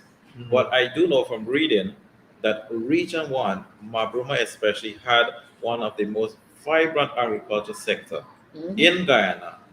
As a matter of fact, the only wharf where the ferry would land now, or where the ferry is owned by the Comaka Farmers Marketing Association, which means that the farmers even had a wharf to accommodate the amount of produce that they were producing that would be sent on the ferry to Georgetown. Now that's nothing. Now they're taking away the wharf and they want to even move it to facilitate a new boat and other stuff. Farmers have no say anymore because they have nothing to produce. Yeah. And so we want the government to actually implement programs where you can revitalize the agriculture sector. Find some measure that you would put these things into the hands of the farmers and bring back the agriculture sector in the days of its glory. Under then that they like to talk about, it was then on the PNC days. Yep. You know, I'm looking here, and we had a comment up from one of our viewers, Mr. Ricky Steve, who said, right now a pack of milk powder is $1,300. You know, this is definitely reality. And you know, everybody, we talk about the oil curse and these kind of things, and when you know, countries who have experienced oil and talk about it, they tell you things like you boosting um your agriculture sector and non-oil sector becomes important with your oil wealth, to ensure that you're able to, you know, sustain development in your country and the lives of people. And what we don't as well see in this budget is more emphasis on these sectors. Yes. Like you rightfully said, something has to be done in these areas where we know they are capable of giving greater produce, and we need to start talking more about value added goods. And this is what will help to push us. When you were talking about the food crisis and high cost of living, the way we are currently speaking in Guyana, it is important to pump money into these sectors in all of your regions that can, you know, help to supply this, like Region 1. I would say this, as we focus on oil, we must not forget the soil. Correct. As we focus on oil, we must not forget the soil, because you know we have to eat unless we plan on drinking the oil, right? Or importing everything that we want to eat. You drink the oil, you can die. Right? But then you know, the floor is yours as we wrap up. As we close. Yeah. Mhm. We cannot be heavily dependent on imported stuff. Yeah. For one main reason, obviously, we see in Guyana. I don't know if anybody else realize it, but we have a large increase of persons becoming ill and, of course, dying from cancer. We know from reading, from our education, from study, from research, it suggests that processed food is not healthy. And so if we want a healthy nation, then we should go back, like you rightly said, to the soil. And so we have fresh food items from the farm into your kitchen. And you know what you're finding increasingly interesting when you visit the market is that a lot of the imported goods are becoming cheaper than the goods produced here. Interestingly, And I really want to understand what's happening there. You see the foreign oranges selling cheaper than the local ones, and sometimes you don't even see the local oranges on the market. You know, and it is this kind of thing that you're seeing the fruits coming from foreign are cheaper. You could simply look at the package plantain chip. Yes. We should not be even importing plantain chip. Exactly. Right. It's plantain chip, really, That's a whole different conversation. But I mean, we should, and the amount of land that we have, and the way we can cultivate planting. We should be the mass producers of planting chips. we should be sending all planting over chips all over the world. world. Let me say this too. Those are all issues that we have to tackle. Finally, MP, before we head back to the floor, I know that Region 1 is the epicenter of a lot of the immigration conversation. I know there are a number of Venezuelans and a number of squatter settlements popping up. As a regional MP, how do you see this playing out, and what are your thoughts as to the direction the government should take? Well, first of all, that's a humanitarian issue, and we being part of the United Nations, it is good to actually see how best you can actually welcome persons, how best you can assist your neighbors in times of crisis But like is that these. assistance happening? Because I know there are a number of settlements where the people are just there. That's what I get at. So the two sets of people we're talking here about, the actual Waros and the more upper status so-called immigrants. Yeah. So the Waros would come and they would set up a settlement. Nobody checks on them. Those that are near to the central area, when I say nobody, I'm speaking of Guyanese government officials, organization. You have the UN. The UN is there. Yeah. They assist them. But from a government perspective, it's very minimal. The immigrants themselves, that's the Venezuelan immigrants, they would look for jobs. They would rent places. Some of them come over with some amount of money they could invest in business and so on. But again, it's very minimal. But the issue is the government wants to register all of them to ensure that they get their votes at election. We know that they are running a campaign across all these border communities. They want to register these Venezuelan migrants. And because I have a large number of relatives who came over. So I'm not speaking here from what somebody might have said passing through, is what I interact with and hear for myself. So that is an issue by itself. But I can't say much on how much these people are being helped. But I know the UNHR, and there's another program or organization in Region 1 that assists them. Yeah. Other than that, it's very minimal from a government standpoint. I know that Food for the Poor is trying, they're helping in any which way they can. But it's a serious situation. Food for the Poor, yeah, they tried. As a member of parliament, I have reached out to persons to make contact with Food for the Poor. And at one time, I managed to get some items. I think it was a canter load of food items when we had the flood and all of that. That was basically for the Waros and the migrants. Food for the Poor called the regional chairman in Region 1, and they facilitated through them. Okay. So we did not get any opportunity to actually witness where these things went, who they benefited. So again, there's a political, another political gimmick or use of politicizing a situation. That's it. Yeah. Definitely.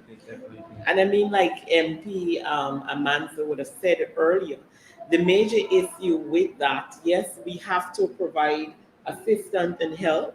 Like you rightfully said, we are part of a lot of treaties and agreements that require us as a nation to assist in humanitarian situations. So that is a part of it, but as well as a country, things like knowing who are here, Yeah. having proper records of those persons, is something that as well is important. And I mean, you made a point in this as well, as we know we have this inflow. There are a lot of Guyanese as well who are returning, because we had a lot of Guyanese who would have ventured over, and there needs to be a separation between the two, Yeah. and that comes with governmental, Policies. input and policies, and ensuring and knowing what is happening in those areas, which clearly is lacking on the operation of this side of the government. There's no clear immigration policy that sets out how we deal with X person or X person, X person.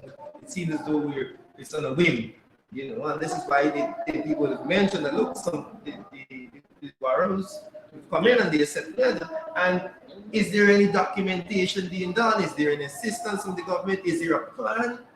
Right? And so if we have a policy that says, hey, if you come in, this is the process that you have to go through, and this is the help that we can give you. But it is crazy, because these things should be simple.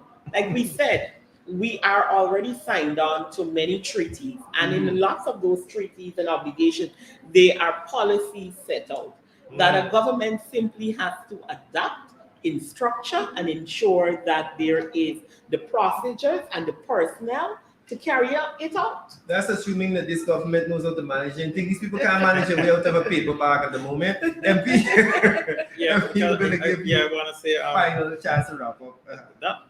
the issue with the immigrants and so it comes under the Ministry of Foreign Affairs. Foreign It should be affairs, foreign yes, affairs. and citizenship, Well, they work well, together. then- There You're is right, we said home affairs. Home that's affairs, separate. citizenship, foreign affairs, they have overlapping. Responsibilities on Foreign affairs is different- more policy and international affairs. This is why Okay. we have citizenship and home affairs. Right. But MP, give you 30 seconds. We see. I'm What's what- seeing our MP is already Well, we're on going the to give you. floor. We want to thank MP Cox for coming in and sharing his thoughts. And know you have to go support his colleague on the floor. We'll tune in now to what's happening on the floor. Thank you very much, MP. Let's join Ganesh. Thank you very much as well for You're welcome. Great. Friend Honorable Sonia Parag, and knowing that Honorable Dr. Jennifer Westford is a current Member of Parliament, I believe it is in the best interest of the PPP and the people of Guyana to bring back Jenny and let Sonia take a back seat. Comrade Speaker, I rise before you today as a proud representative of the people standing on the righteous side of this honorable assembly, and it is my privilege to make my humble contribution to Budget 2023. I would like to begin offering my congratulations to the competent staff at the Ministry of Finance for their hard work in preparing this budget. However, as I listened to the senior minister within the Office of the President with responsibilities for finance presentation, it became clear that the utopian rhetoric and clever use of statistics do not mask the reality of the dire state of our nation's people under the current PPPC government.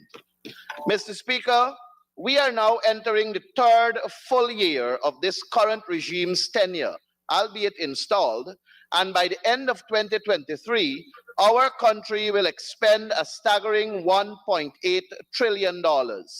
This is an unprecedented amount of money for such a short period of time.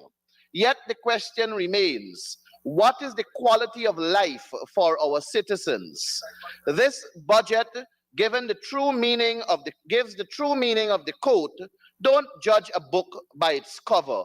Read the pages and know the real story." I implore the members of this regime to set aside politics for a moment and consider the plight of the ordinary citizens. Look at the vendors who are forced out of their livelihoods in the dead of night, while you slept comfortably in your beds with security at your homes. Look at the deplorable state of the roads in housing schemes where people with small vehicles are forced to bear the expense of maintenance, while you parade around in luxury vehicles paid for by taxpayers. Look at the people of Mocha and speak to the ordinary man and woman on the street and ask them how they are coping under your regime. As political leaders, it is crucial that they leave the comfort of their air-conditioned offices and truly immerse themselves in the struggles of their constituents. They must hear firsthand the tales of inadequate healthcare delivery, the scarcity of essential medicines, the lengthy wait times for medical attention. They must listen to the grievances of political appointees in the regional health system and how their actions are making the lives of career public servants unbearable. They must learn about the challenges facing the University of Guyana and how lecturers are seeking to flee from this broken education system. They must hear the concerns of teachers who are lacking adequate classroom facilities. They must listen to the thousands of people who have already paid the Ministry of Housing and Water for plots of land but remain in the dark about their location due to a lack of demarcation and infrastructure. They must hear about the trucks that have been distributing baby chicks and chicken feed to PPP party members from the $300 million Small Business Development Fund, and listen to the complaints of the ministry's staff members about the lack of structure in place for spending that money. They must hear the concerns of the people on the street who have dubbed Honorable Suzanne Rodriguez as the wealthiest minister in government and her ties to contractors and companies. They must hear the complaints of Region 8 RDC about Honorable Pauline Sokai's presence at every RDC meeting in the Pacaraimas, instructing the council on what to do and what not to do. They must hear the voices of the staff members at Human Services and Social Security who no longer wish for Honorable Vindhya Prasad's presence. I urge you all to listen to the voices of the ordinary citizens and to ask yourself a simple question. Will there be a place in heaven for you when your time in this world is done? When the people you are entrusted to serve and make life easier for are suffering under the weight of this punishing cost of living? Will God be pleased to know that you are living a life of luxury on the backs of taxpayers who are struggling to make ends meet? The PPPC regime's tyrannical behavior in their deliberate exclusion of the main political opposition in the budget creation process is a blatant violation of the principles of good governance and democratic consultation, as outlined in Article 13 of our Constitution. Their actions are a blatant disregard for the voices and opinions of the more than half of the population who continue to support the opposition. This tyrannical behavior is not only a violation of our democratic principles, but it is also a squandering of taxpayers' hard-earned dollars, instead of fostering an inclusive democracy that truly represents the will of the people. This regime, since 2020, is defined by mismanagement and corruption and is leading our country to the brink of a class crisis that threatens our future prosperity as one people, one nation, one destiny. The discovery of significant reserve presents an incredible opportunity for Guyana to secure its future. But this government's inability to manage our resources responsibly means that the benefits of economic boom are not being felt by the absolute majority of Guyanese people.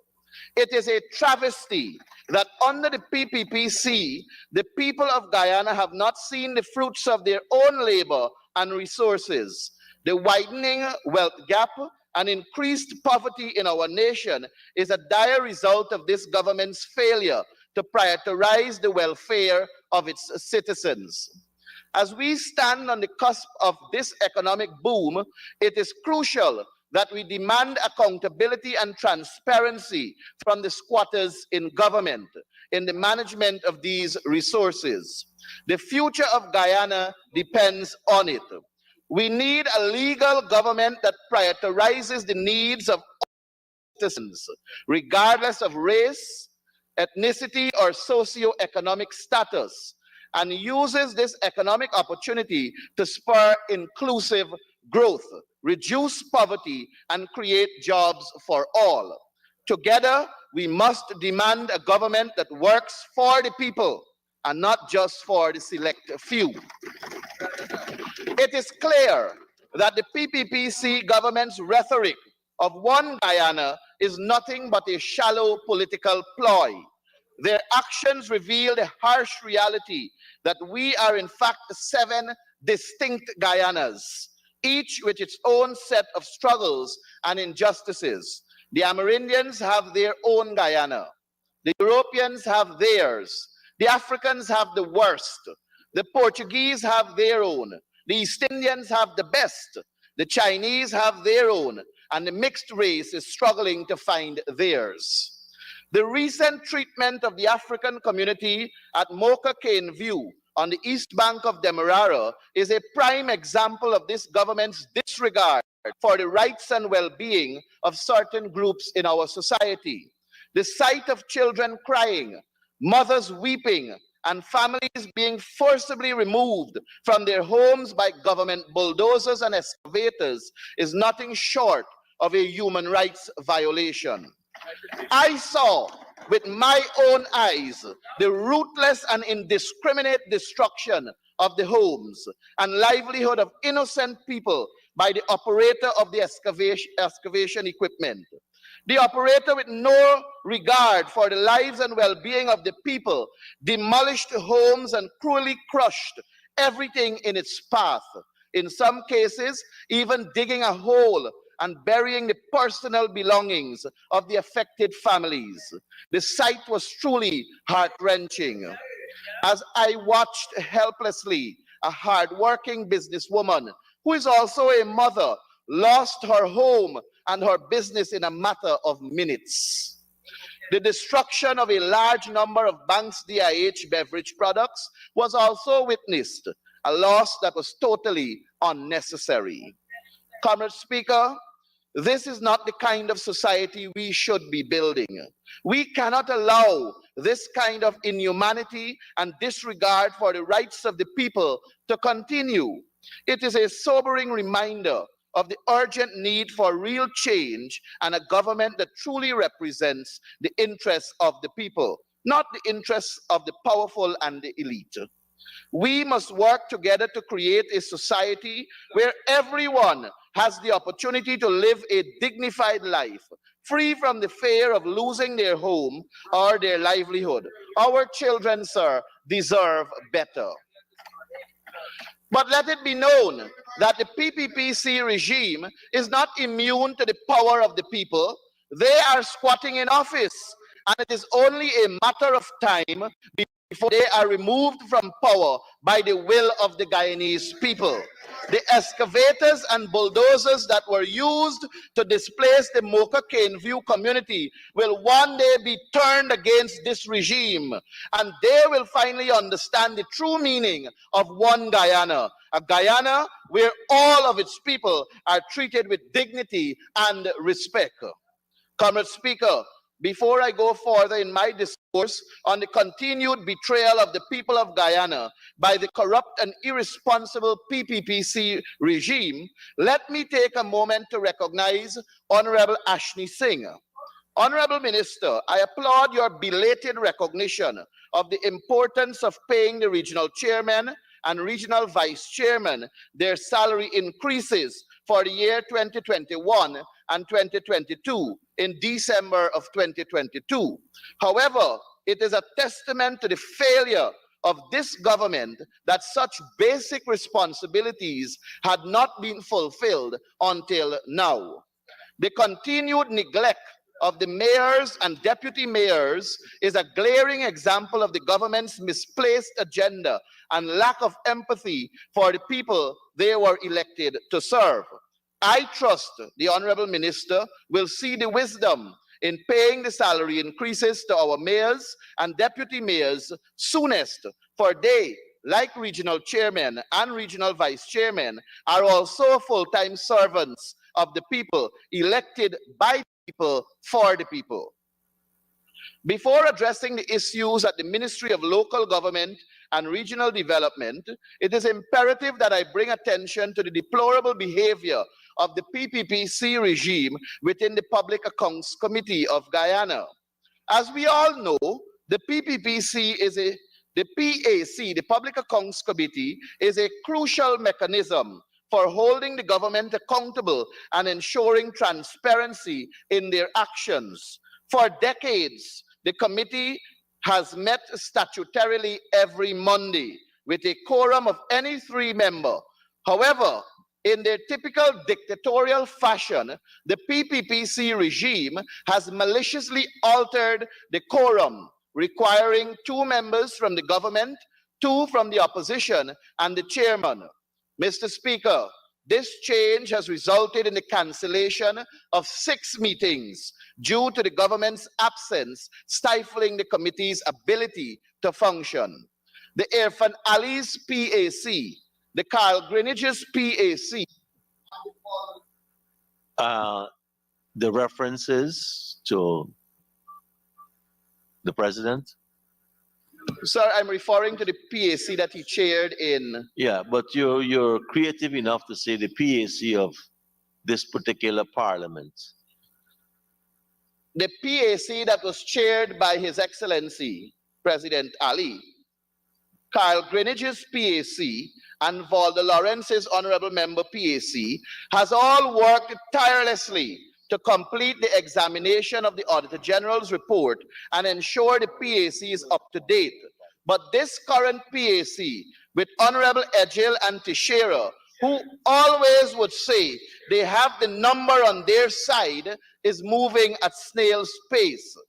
The only logical conclusion is that the PPPC regime does not want the people of Guyana to know about the numerous financial irregularities, abnormalities, and abnormalities documented in the Auditor General's report of 2020, 2021, and soon coming 2022.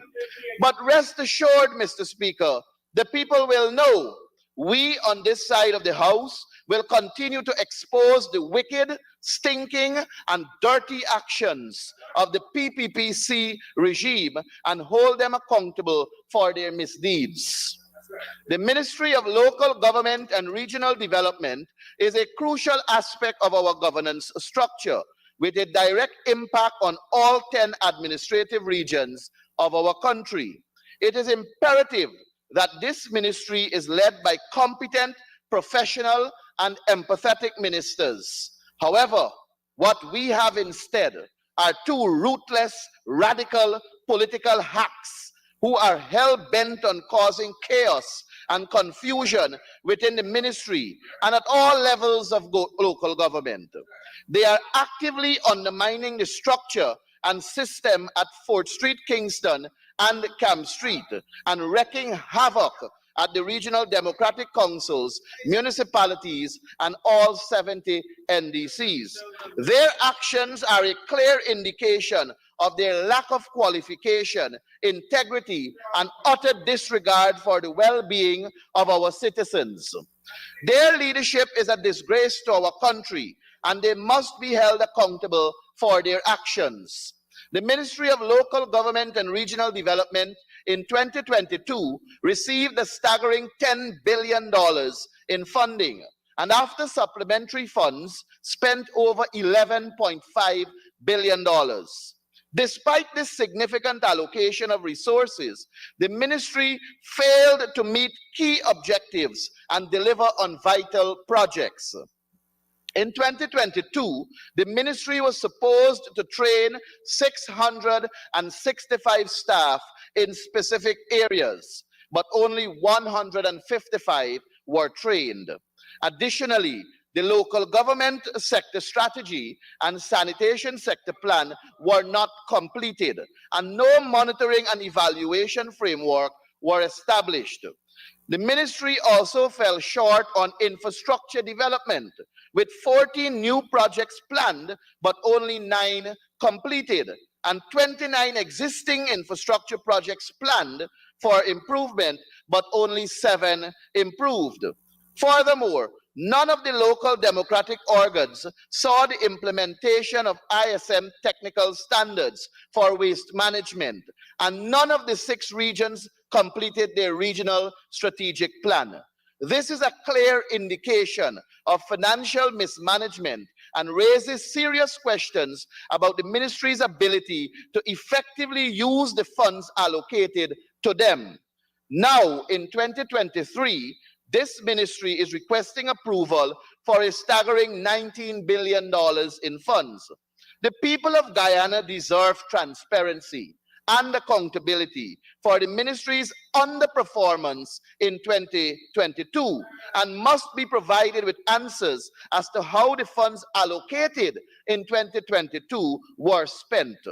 It is clear that the Minister of Local Government and Regional Development, Honorable Nigel Dharamlal, should take responsibility for this failure and resign.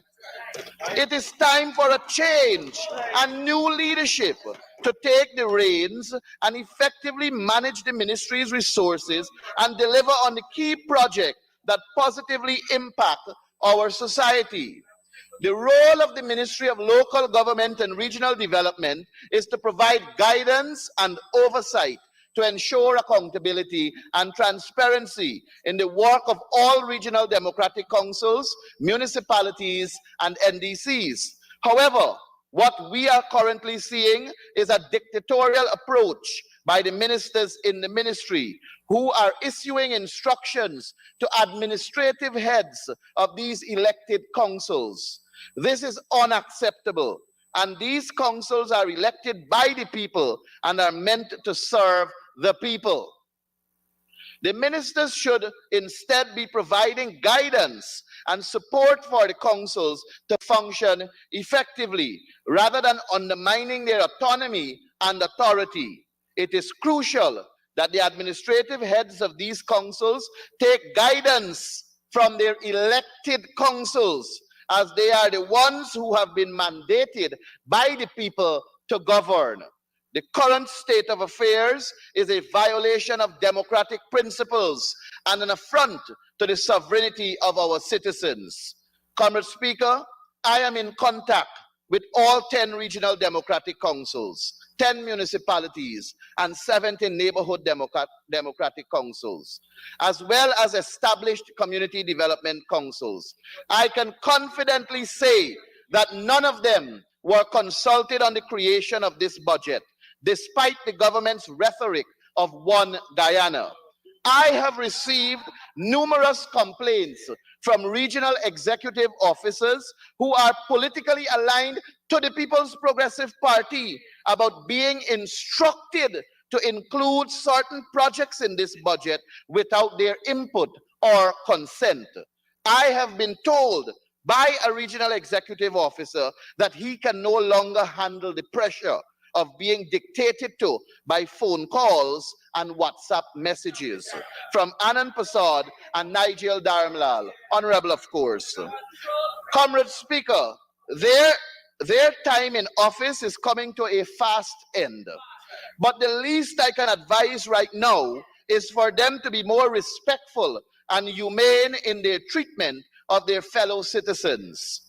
Nigel and Anand Prasad, honorable of course, treat others as you wish them to treat you. Comrade Speaker, as recent as the other day, Minister Dharamlal shamelessly attempted to arrogate powers that he does not possess when he issued Order 40 of 2022, later amended to Order 50 of 2022, engaging in the reprehensible and undemocratic act of gerrymandering. 19 local authority areas have been affected by the nefarious changes he made to the boundaries and seat allocations of municipalities and NDCs. It was never his duty to demarcate the constituency's boundaries. Yet, he went ahead and did it nonetheless, flagrantly disregarding the rule of law and the democratic process. The demarcation of constituency boundaries is the sole responsibility of GCOM.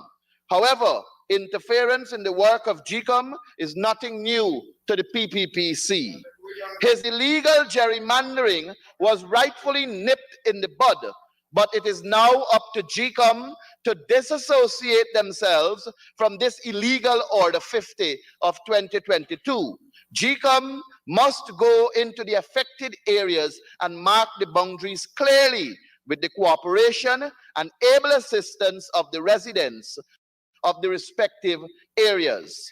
The PPPC's continuous attempt to manipulate and subvert democracy will not be tolerated any longer. The Fiscal Transfers Act clearly states that the annual subvention or fiscal transfers from central government to local authorities shall be based primarily on a set of conditions and stipulated performance indicators, with half of the allocation being distributed equally among all local authorities, and the remaining half being allocated based on factors such as population size, geographic area, and tax collection rate. However, under the current PPPC regime, it appears that Georgetown is being disproportionately affected and the mayor is being targeted for not engaging in malpractices with this regime. Even when we look at flooding, when the bishop fails, they want to blame the pandit.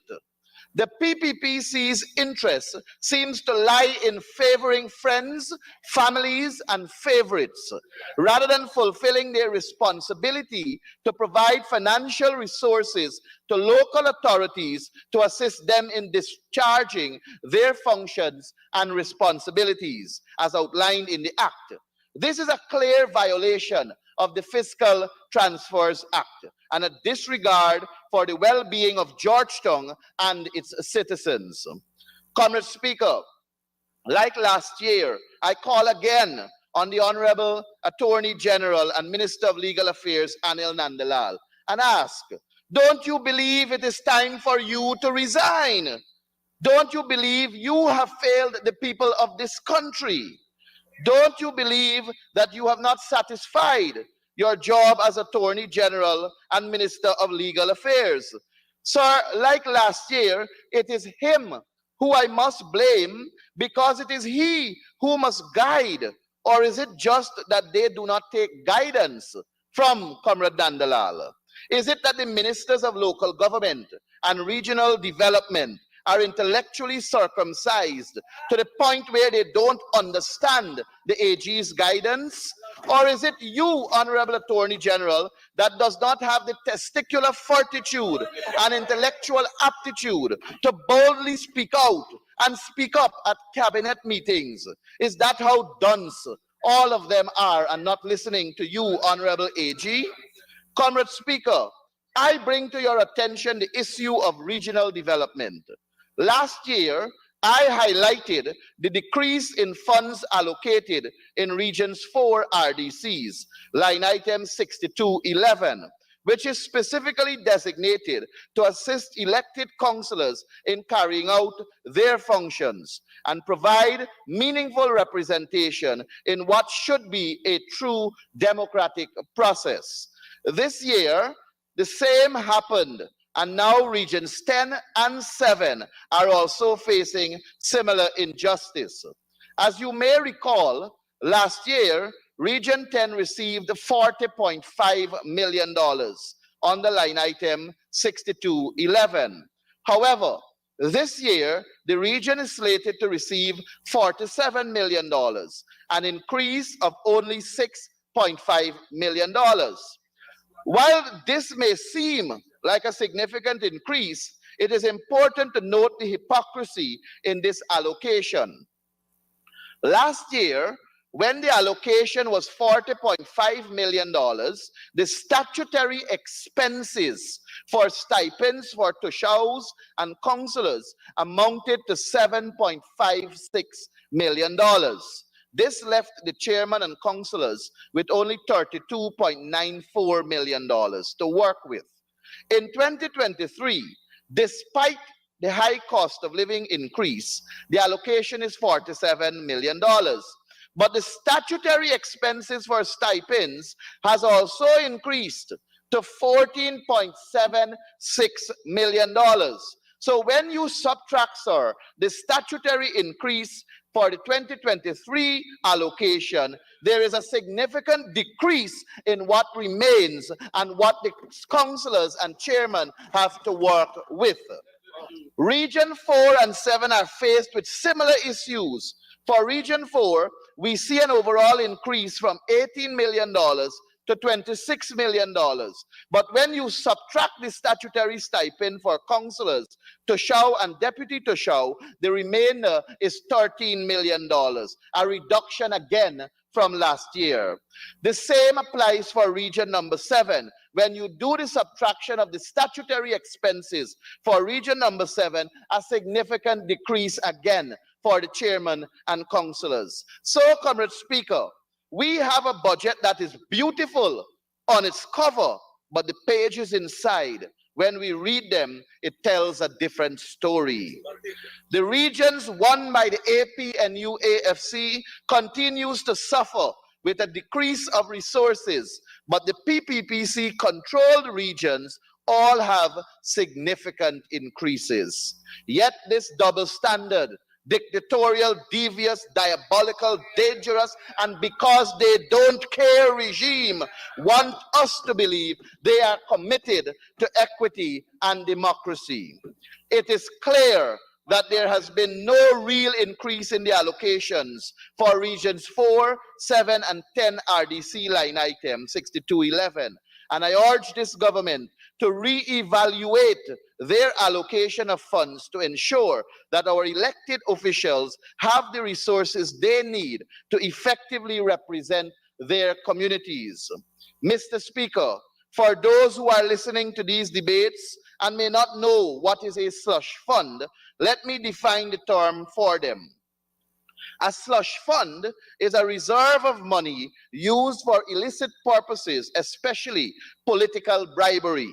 When I read the pages of this budget, it is my firm position that over $15 billion are in various line items as slush funds.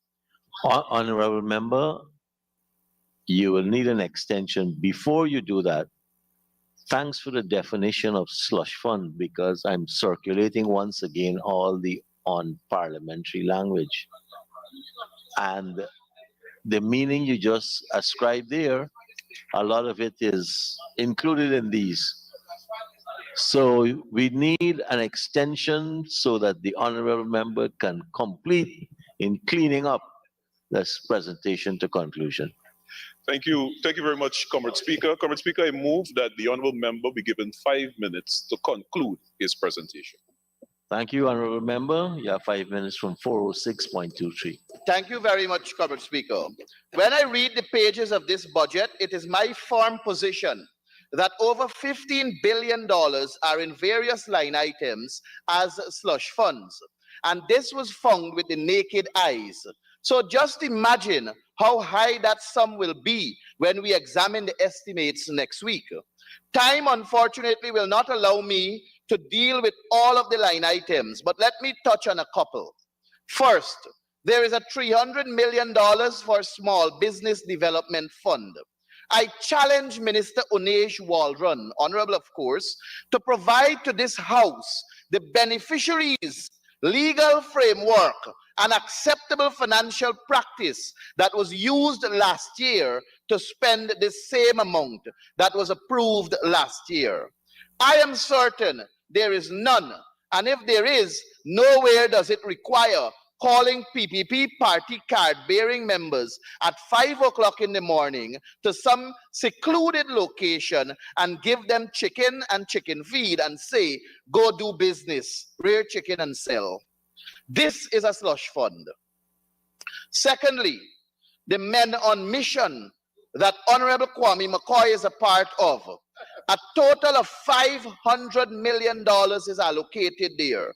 This entire country thought that this was an initiative announced by President Ali with cooperation from corporate Guyana contributing to the uplifting of people.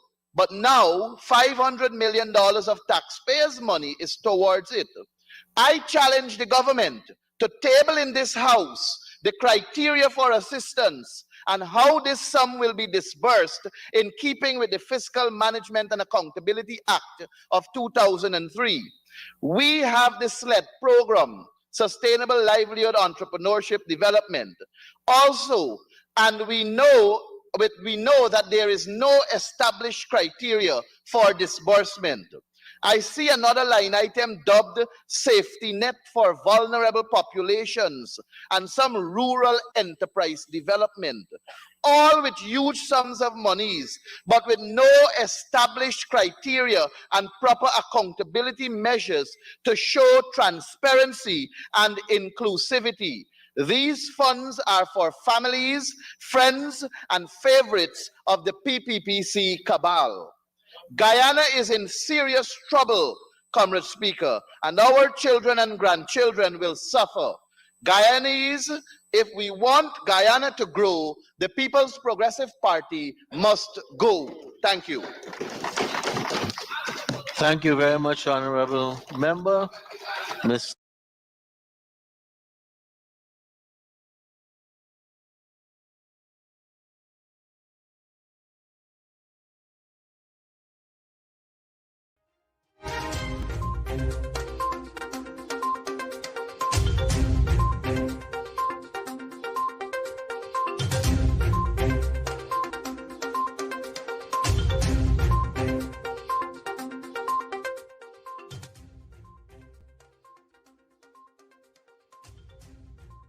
Folks, to our post-budget debate show.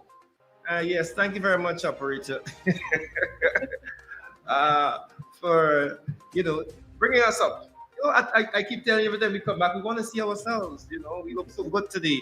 Shanika Haynes and yours truly, Randolph Crystal here, bringing you the talking about what is happening on the floor of the House. We just heard MP Ganesh Paul. What were some of the standout things to you from that presentation? Well, he was dealing with local government. And it's the things that we've been talking about all the time. We're seeing it across sector.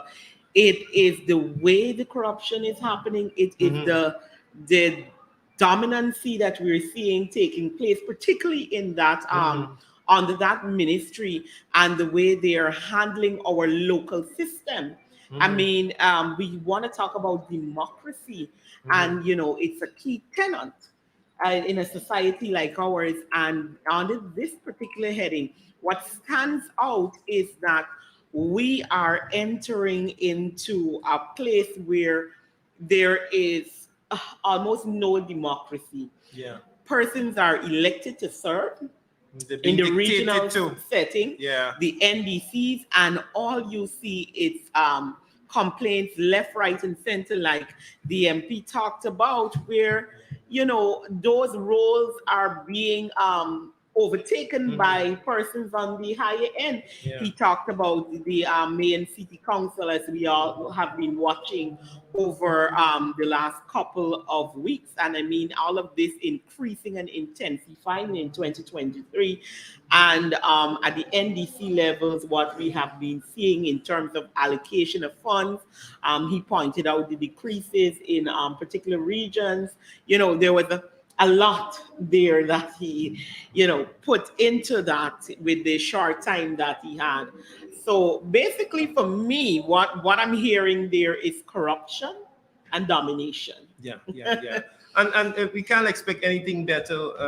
That ministry that Ganesh is shadowing is headed by Nigel Darmlal, the despot, the tin pot dictator, as we like to call him. He is convinced that he is the end all and be all and the Lord of all the regions. So everything has to come through his desk. Ganesh would have mentioned, of course, that the RDC chairs are fed up of being dictated to via calls and WhatsApp messages as to you must do this. It is so bad, of course, that we highlighted last year that the ministry was intervening in the business of those local organs like the NDCs and telling them that, look, this $5 million subvention that we're giving you, 4 million. 4 million, you have to spend it on crush and run. They go into the Pomeroon and tell them that they need lights. I don't know where to put the lights on the river. And they're trying to dictate. They're trying to dictate how that community spends the money. Of course, you cannot do that. The local government system is designed so that you have closer consultation with the people in the communities. And so they say what are the things that are important to them. And the NDCs listen to that. They go and they spend the money. Okay, if the people say, listen, the major concern in our community is the drainage. Our yards are flooding. Let us spend the money that we're getting from the government to work on the drainage. Or there might be a bridge. And so that is a sort of back and forth and consultation that is needed at the local government level so that you see some progress. If the minister sits down in Kingston and says, the NDC in Nabakalis, I need y'all to buy crush and run. Or the NDC in Pomeroon, I need y'all to put up lights on the street. How is that democracy, as you were saying? I mean, when you called the figure, I actually thought you were talking about the big issue that no, that was particularly cleanup for the, last year. Yeah, that was Cleanup. yes. I thought that's what you were talking about, but that is a clear example of what has been happening under that ministry, where only certain NDCs were given that subvention. And, even the ones that were given it, they were told specifically, like you're saying, what they must do. And in that case, because it was being so-called used for the cleanup campaign, what we saw really and truly is them telling who they should hire for the cleanup. Yes. Whose equipment that they should hire. And, that facilitated another level of corruption that we would have seen there. And, then you had on the opposite side NDCs that were not that are not PPP controlled. Those subventions were not being given. And just for clarity, folks, I want to kind of lay out what Shanika said there for those persons who might not be familiar with what we're talking about. The president would have said, he would have given an instruction that through the Ministry of Local Government, the NDCs around the country, that they ought to be given a $4 million cleanup grant. Grant, right? This is not money they got to pay back. Every community, every NDC will engage in cleanup activities. And in order to facilitate these activities, the government would have given them $4 million cleanup grant. Now, in region number 4, there were a number of NDCs that were not, they were specifically not given this $4 million. And upon investigation, it was realized that those NDCs are the NDCs in region number 4 that were controlled by the APNU AFC. This was the matter. One of those NDCs happened to be the Mocha Arcade NDC. Correct. This was the matter that the chairman of the Mocha Arcade NDC brought up to the president when he was there flouncing around and parading, kissing babies and smiling. He said, look, the Mocha NDC, one of those NDCs that was not given this $4 million cleanup grant that you instructed. The president then went off on this tangent, about who is God and who controls who life, instead of dealing with the issue of saying, look, I hear you, I will investigate, I will call Minister Darmlal and find out why is it that this NDC, that I'm parading myself in here and pretending to be the savior of all, didn't get their $4 million. And so these are the things, folks, and you see, you have to go behind the headlines. Yeah. You have to go behind the Facebook posts. behind the propaganda, behind the dancing president, and ask yourself at the community level, what is really happening? And these are the concerns of the citizens, and these are the things that are happening, and we're happy to bring them to you.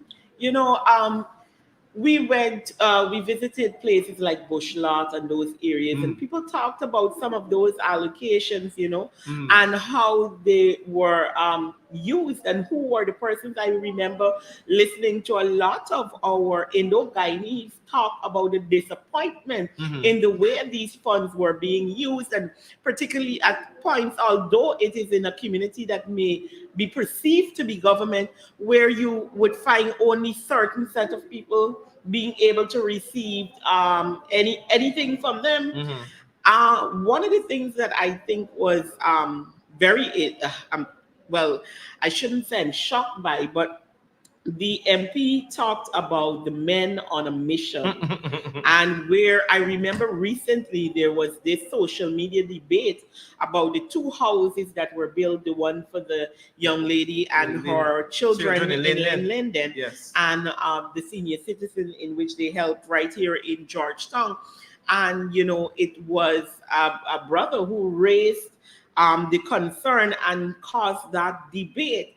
Now we're hearing that in this budget, there is an allocation of over $500 million, I believe, for that mom, as it is called. And I mean, this information was not provided to the public prior to.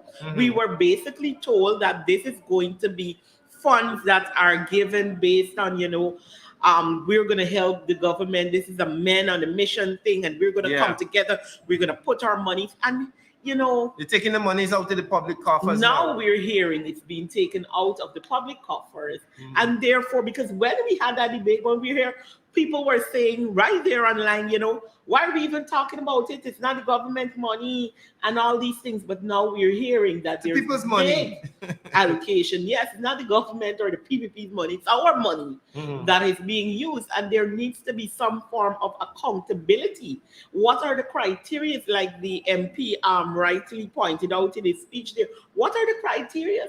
Bring it to the public. And that is a big issue with this administration. A lot of things are happening. But as you try to scrutinize the government and you try to, you know, raise concerns, there are no answers coming. Everything is being hidden. Yeah. Well, that's the nature of this administration. There is a aversion, a general aversion to the truth and to transparency. And that is what we have been calling them out all the time about. And as we talk about calling them out, we'll invite onto the program right now the MP who just did a number of call outs. He called the government out, he called the Nandalal out, he called the minister. They're intellectually circumcised and they don't have the mental fortitude or testicular fortitude or mental aptitude. There were a lot of words. Lots of words. So here to tell us more about these words, and I hope we walk with this dictionary, because you know. But we welcome MP Ganesh Maipal just off the floor to continue the discussion about budget 2023 and your presentation. Welcome, Ganesh. Thank you. Thank you for having me. Thanks for having me, Shanika. Yeah, somebody told me that Ganesh inherited this suit from Burnham. Right? Wow. Ganesh, welcome to the program. Lovely presentation there, a number of pressing issues. Let's start with your subject, ministry, that you're shadowing, local government. Give Darnell a grade before you start. An F. There's no doubt about that. You're just effing up the entire country. So he gets F in local government, F in regional development. He gets F for everything that is a part of local government. And I did break it down to show that the ministry, with the sums that were allocated in 2022, did not reach the expectation that they had, but yet all the monies were spent out. And that is worrying, because we ought to know where the monies went. Since when you came to us, when Dharamlal came to us in 2022, he asked for these sums for specific purposes. And we clearly see that it did not satisfy the purposes. And because of that, we need to know where the monies went. So Dharamlal definitely gets an F. And I do believe that he ought to resign because that ministry plays an integral role in uplifting people's lives, and he has surely not been doing that. Yeah, yeah. Local government and regional development. Let's deal with the local government side of it first. And we know the controversy surrounding his illegal gerrymandering of the constituency boundaries. And of course, there's another issue with the list that's separate. But how has that? What role has that played in the whole delay of local government elections? I think it was deliberate on the People's Progressive Party part. I think they deliberately tried to hoodwink the Guyanese people to have Dharamlal do something that he is not authorized to do by law. And because he did it, that now will slow down the deadlines and push them back. And we're not hearing anything about local government elections since that act of Dharamlal. And I don't know if it is deliberate. But the People's Progressive Party had no interest in local government election. That is proven. From 1992 to 2015, we had one local government elections. That was 1994. And we never had one after that. The coalition must be praised for local government elections because when they came to office in 2015, they had one in 2016 and another one in 2018. So it's testament that we believe in local democracy. Correct. And our viewers must understand the importance of local government elections. Local government elections is where you directly empower the local people, the people within their NDCs and municipalities, and you give them the authority to determine what are developmental goals and developmental projects for their communities. Because the PPP is not embracing local democracy, everything is handled from a centralized position. And their focus is so minute to go into these local authority areas and try to be dictators that they don't focus on what is supposed to be central government's agenda, which is to deal with policies, frameworks, and which is supposed to deal generally with the bigger picture and our international view and our international position on the world stage. The government is not focusing on that, but rather they are focusing on these issues that are supposed to be handled by locally elected officials. I mean, that speaks to what we've been talking about all day. We can keep saying it. There is a top-down approach rather than coming to the people and working it from the bottom to get the results that would be necessary for development.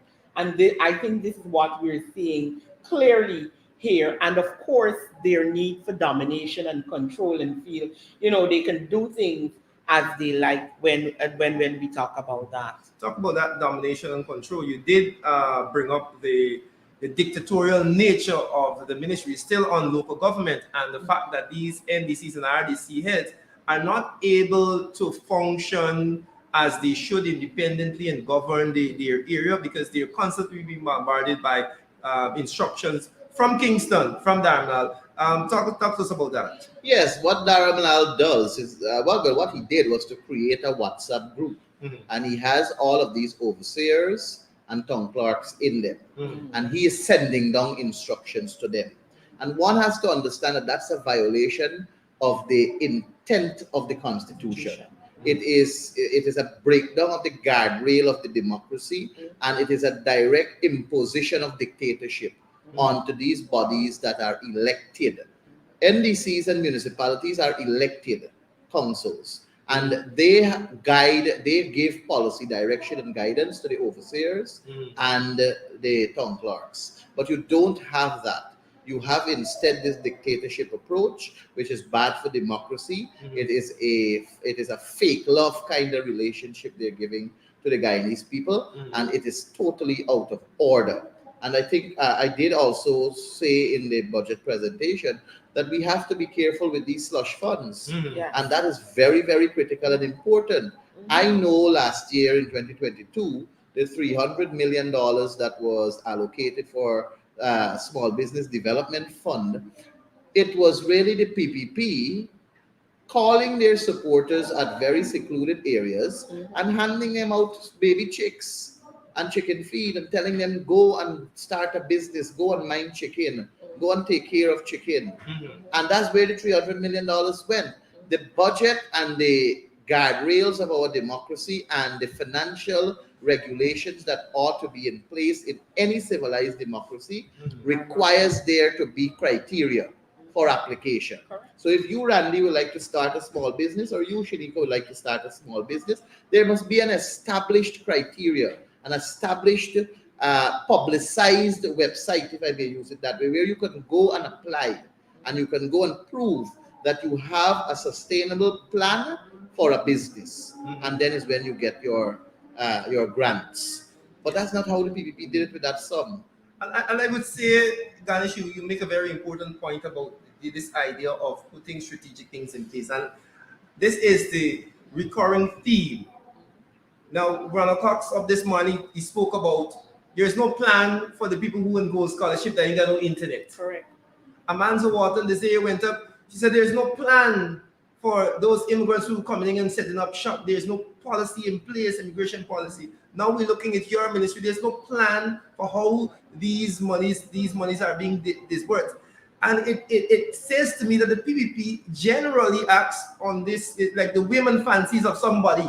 Who is that person on top? They make the decision. They get up, Jack. You say, hey, we doing this or we doing that. And you cannot govern like that. That's true. You cannot govern like that. It's full corruption. Yeah. Full corruption. It's all about friends, families, and favorites embroiled in the whole theme of corruption. Yeah. And I always say PPP means punish poor people. And when they put on the C, it simply means punish poor people, children. And they're doing it with extreme corruption for their friends, families, and favorites, nobody else. Let's talk about sorry, go ahead. You talked a bit, and we started having a conversation about it where we're still talking about the PPP and their corruption, etc. And you know the lies that are generally always peddled. And we were talking earlier about the social media battle that there was in terms of the men on the mission.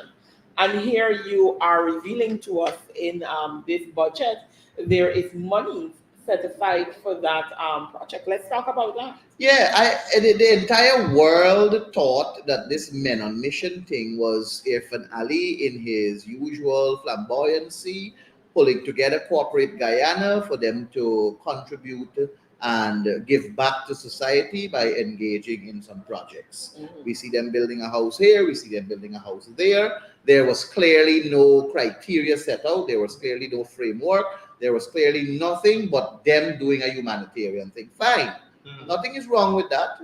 Go around the country and do things that can uplift people's lives. But we know that there are people who are way poorer than those that benefited from it. Not that I'm against the people who benefited. Thank God they did, because they were also poor and they're still poor, but there are others who are extremely poor who can benefit from it.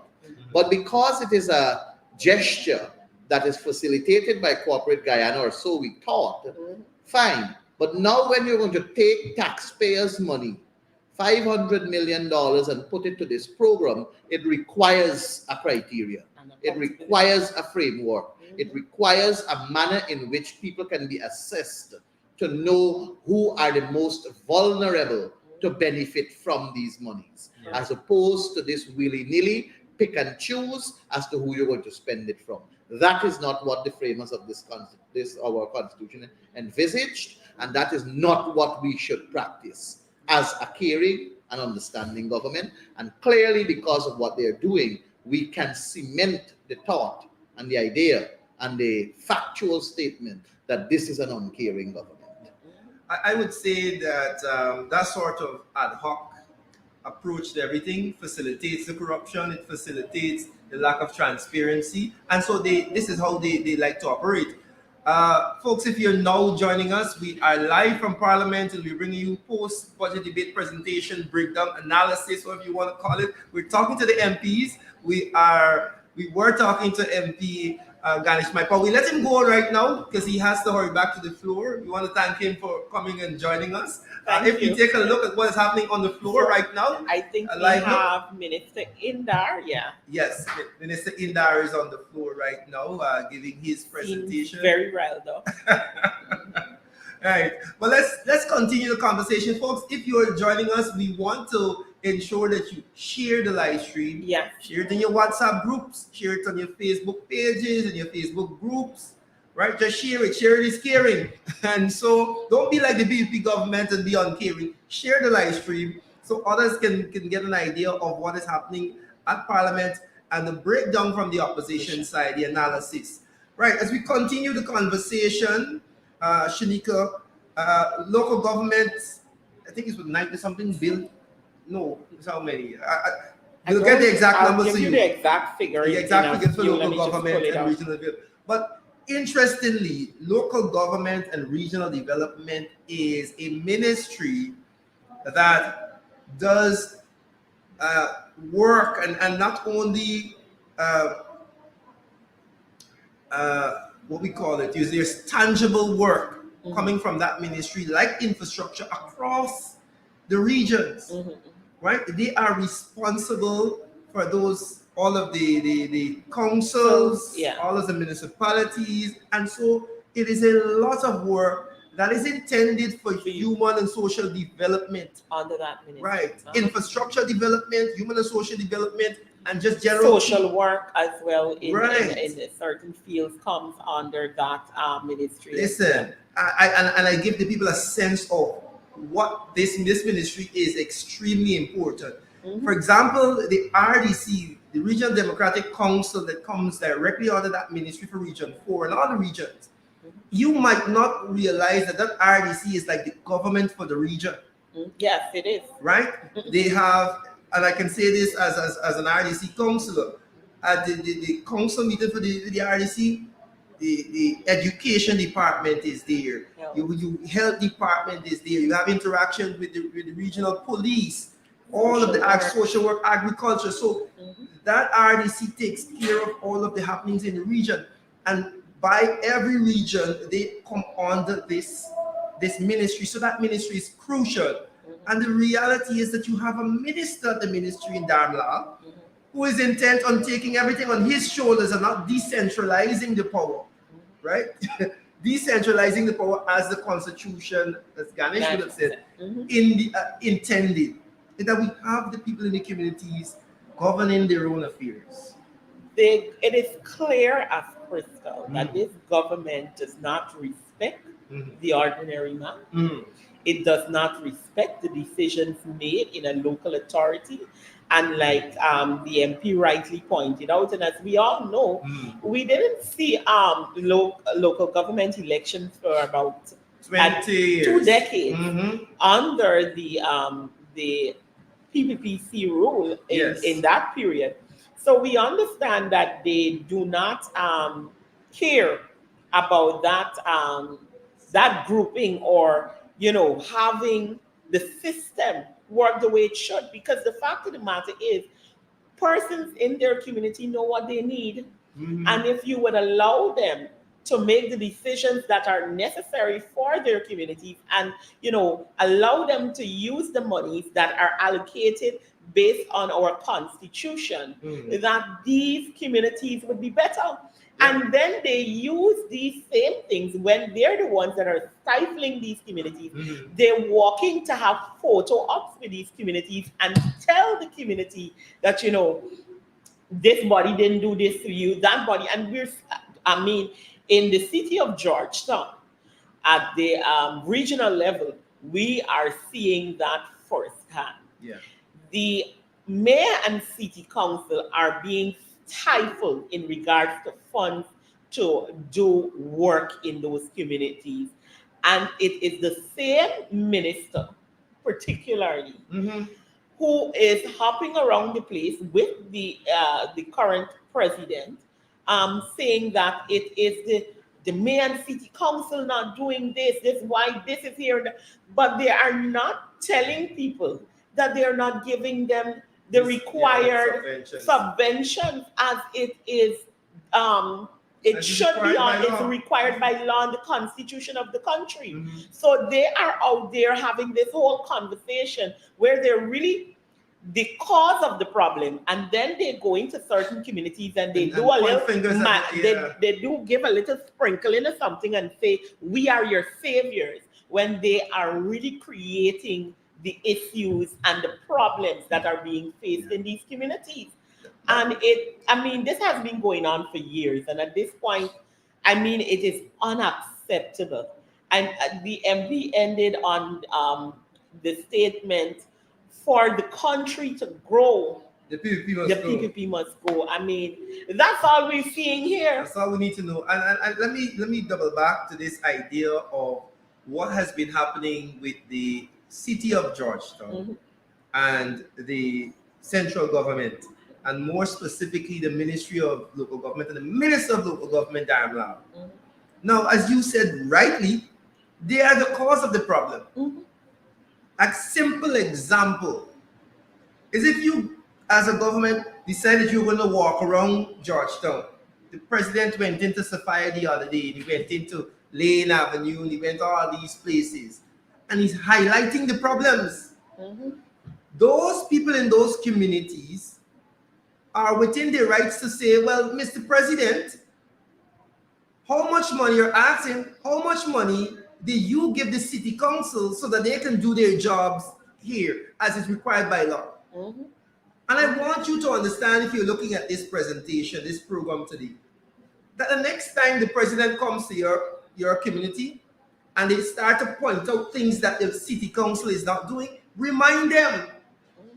Remind them that they have failed to give the city council in 2 years their legally required subvention so that they can do their jobs. So you can't come and say, well, the mayor ain't doing this, the mayor ain't doing that, when you have failed to support the mayor just because the mayor is not from your party. Correct. That is the heart of the problem. And so people need to understand, when you see certain things happening, you have to call the government out. Yeah. You have to call them out. And the public should always be reminded that no matter who the government is, once there is a government in place, it is their responsibility to do certain things. And to ensure that infrastructure is in place in every community at whatever level it comes, whether it is central, regional, or at the lowest level of the local authority. Yes. It is their responsibility as a government. They're not doing you a favor by doing so. It is just like, we have children, or you have a child. You were the one that went and get this child. You have the responsibility. You have now the responsibility of caring for that child, feeding that child, ensuring that child is schooled, because those are things that are required by law as well. So when you are going to tell your child, or send you to school, it's not a favor. I give you food, it's not a favor. It's your legal requirement. It is your legal requirement to ensure that child eats. It is your legal requirement to ensure that child goes to school. And it is the same with the government. Yeah. Let's take a look as we continue the conversation here at what is happening on the floor of the House. We see Minister Indar, I think he has about a few minutes to go. We'll continue to monitor that on the floor of the House. We'll take you back to the floor in just a few with our MP. I think it is Christopher Jones. No, I think it is Mr. Dino Ryan Ramsarup, who is going to be next. He is also, he's a regional MP, I think, as well, for region number 4. And he is a representative of the Alliance for Change. He'll be followed by Christopher Jones. And then after Christopher Jones, it will be Miss Natasha Singh Lewis, followed by Mr. Hemorrhage, who will be the final speaker for the opposition side for the day. So we still have, in this case, 4 other speakers to come. So today is going to be a long day, because it's now minutes to 5, as we can see. It doesn't feel like that. I don't feel like it's 5 o'clock already. Right? And you're not tired, right? You can go for the rest of the night. Yeah. So we have some time here. We have some MPs to still sit and have a chat with. But I'm enjoying the presentations coming out of the opposition. And I can't overemphasize what we're seeing on social media is, in terms of the alternative media, as I would call it. Yes. is a direct result of the level of presentations coming from the opposition to highlight the key and important issues. And, you know, I continue to tell persons, let's not be distracted by the sheer untruths that are being spread all day. I think they found a new tactic they think may work, but we won't be distracted. We'll continue to stick to the issues. We'll continue talking with our MPs and ensuring that the citizens of Guyana understand and understand what is happening with this 2023 budget, which is, it is very, very saddening to see how our monies are being spent, and the fact that even when they come to these debates, we're listening to some of the debates, and it's merely just a cuss out. And it's so political and not focused on the issues. You have a budget of $381 billion, and you're supposed to be at this juncture presenting programs and plans that will sort of outline how you will spend this money. But the ministers are coming here to tell us about who do what in 1984 and who did this in 2015. We, the people of Guyana, want to know how you're going to spend the money. That is what we want to hear. The opposition is there saying, look, the money that you got last year, you didn't do this, and that. And we are suggesting that the money that you get this year, that you do X, Y, Z, so that we can improve the lives of people. So we are expecting the government side to come better. To come better. Even the way these debates are set, and I'm trying to recall in my head if last year it was the same, but generally in this kind of debate, the minister responsible for whatever will come first, and then you have the opposition coming. They have not not set it like that, because it is their intention to hear what we're going to say, to come and try to muse out, rather than to present to the nation what you will be doing with these funds and if it actually makes sense. Right. So Right. It's very sad. I'm big on solutions and moving forward and suggestions, because I believe as the opposition, it is incumbent on us, it's important, it is required that the opposition presents an alternative way, right? If the opposition is the government in waiting, we have to articulate a position that says, hey, our plan is better than yours. Our plan is better than yours. And so it is key that we listen to what are these suggestions, as I was asking the MP earlier. And, he would have posited some of those same suggestions about helping these teachers who are in the hinterland with getting those things. MP Amanza Walton Desir would have posited some solutions on how we go forward with our foreign policy. And these are the things that the people want to hear. The people want to hear Kwame come and use out about sugar. Right? That is not what people want to hear. People want to hear, how is it? How is it that we can work to put more monies in the pocket? Because I tell you this, if you are a citizen, you're a citizen of this country, you're watching the debates, you listen to the budget presentation, what can you say? What can you say is the, what can you say is the key thing that goes into your pocket? And as we say this, we're going to go to the floor and we're going to take MP Christopher Jones.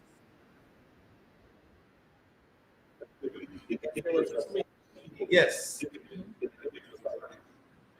Public institution enables an administration to govern effectively, especially as it relates to the conduct of public affairs, the management of public resources, the protection of human rights, and more particularly, ethnic harmony. In the specific case of Guyana, it is in the interest of the administration to guarantee the human rights of the citizen, to protect them from the abuse and ensure equal protection under the law.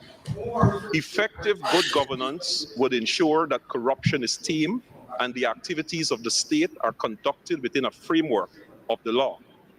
The true test of good governance is the degree to which it delivers on the promises of human rights, civil, cultural, economic, political, and social rights. My aim, Comrade Speaker, is to prove that we don't have good governance in Guyana. Corruption flourishes, and too many Guyanese do not enjoy the protection of the law. Often, our security forces seem to believe that they are a law unto themselves, at a time when the framework of the law must apply to the entire society, especially as it relates to the oil and gas sector. We seem, sir, to be retrogressing into lawlessness and a maladministration. Comrade Speaker, the failures of the PPPC administration regarding governance. 1. Parliament. There is clear need to make stronger and more effective. The opposite is the case. This is illustrated in the following developments. A. Irregular holding of parliamentary committees. The Parliamentary Oversight Committee on Security, which is chaired by the Honorable Prime Minister of Guyana, has never met. The Standing Orders Committee, the Assemblies Committee, the Instrument Committee have all never met, and the scarcity in sittings of the National Assembly. B. Emphasis. Let me just correct you. I know you have a lot of never met, but you included one in never met, the Assemblies Committee. So you as Chief Whip should at least have those records accurate. Noted your correction, Comrade Speaker. B. Emphasis here, the changing in the need for a quorum of the Public Accounts Committee. This development has forced the PAC not to meet on several occasions. C. Unfair rulings on matters brought to the House by the opposition. D. Questions, motions, bills, and petitions brought to this House have never seen the light of day or never made it onto the order paper. After months, and after being so degutted, the spirit and intent are lost. For example, sir, a petition brought to this House by the Honorable Deputy Speaker on the 29th of December 2021 on behalf of the citizens asking this House to defer the passage of the NRF bill was never read. This House was told that it would be read at another sitting. It is now 1 year since, and to date, that petition has not seen the light of day. Democracy in Parliament is weakened. 2. Relationships between the government and opposition. Comrade Speaker, they cannot be good governance unless there is the productive relationship between the opposition and government. This is not the case for the following reasons. A. Refusal to engage the opposition on the identification of nominees for state boards. B. Non-adherence to the constitutional procedures on the appointment of key constitutional bodies. Demerara Wave of January 10, 2023 attributed the following to the Chancellor, and I quote, "Chancellor is calling for the appointment of the Judicial Service Commission for judges to be appointed. Since the judiciary is working without its full complement of judges, currently 9 judges serve the entire Guyana. We are fed up of hearing that a Judicial Service Commission will be appointed." End of quote. C. No provision for the ongoing dialogue with the opposition, which represents 50% of the population. In most countries, sir, where good governance is an operating principle, there is constitutional and other provisions for an engagement with the opposition. D. Engagement with the opposition is in the best interest of the country. It can promote stability at a time when it is needed. Given the investment the country is attracting as a result of the oil and gas sector and the ongoing infrastructural development. E. Non-consultation of the main opposition on budget preparation and other important matters of national significance. Comrade Speaker, under the heading Communication with Citizens of Guyana, Comrade Speaker, effective good governance can only be obtained with an informed citizenry. This is hardly the case with the PPP government. Non-hosting of weekly press conferences by the President or Cabinet Secretary to inform Guyanese on key decisions by Cabinet. 4. Discrimination. There is no place for discrimination in any regime of good governance. As there has been no good governance under the PPP, discrimination is widespread. A, continuous unlawful persecution of professional and ordinary Guyanese. For example here, sir, the removal of Dr. Vincent Adams from the EPA. B, sir, Kaichur News of January 23rd, 2023, and I quote, lack of transparency and accountability on the awarding of contracts. Most contracts are given to PPP supporters and one ethnic group. It is time that the government publishes the figures to show how many contracts are awarded. End of quote.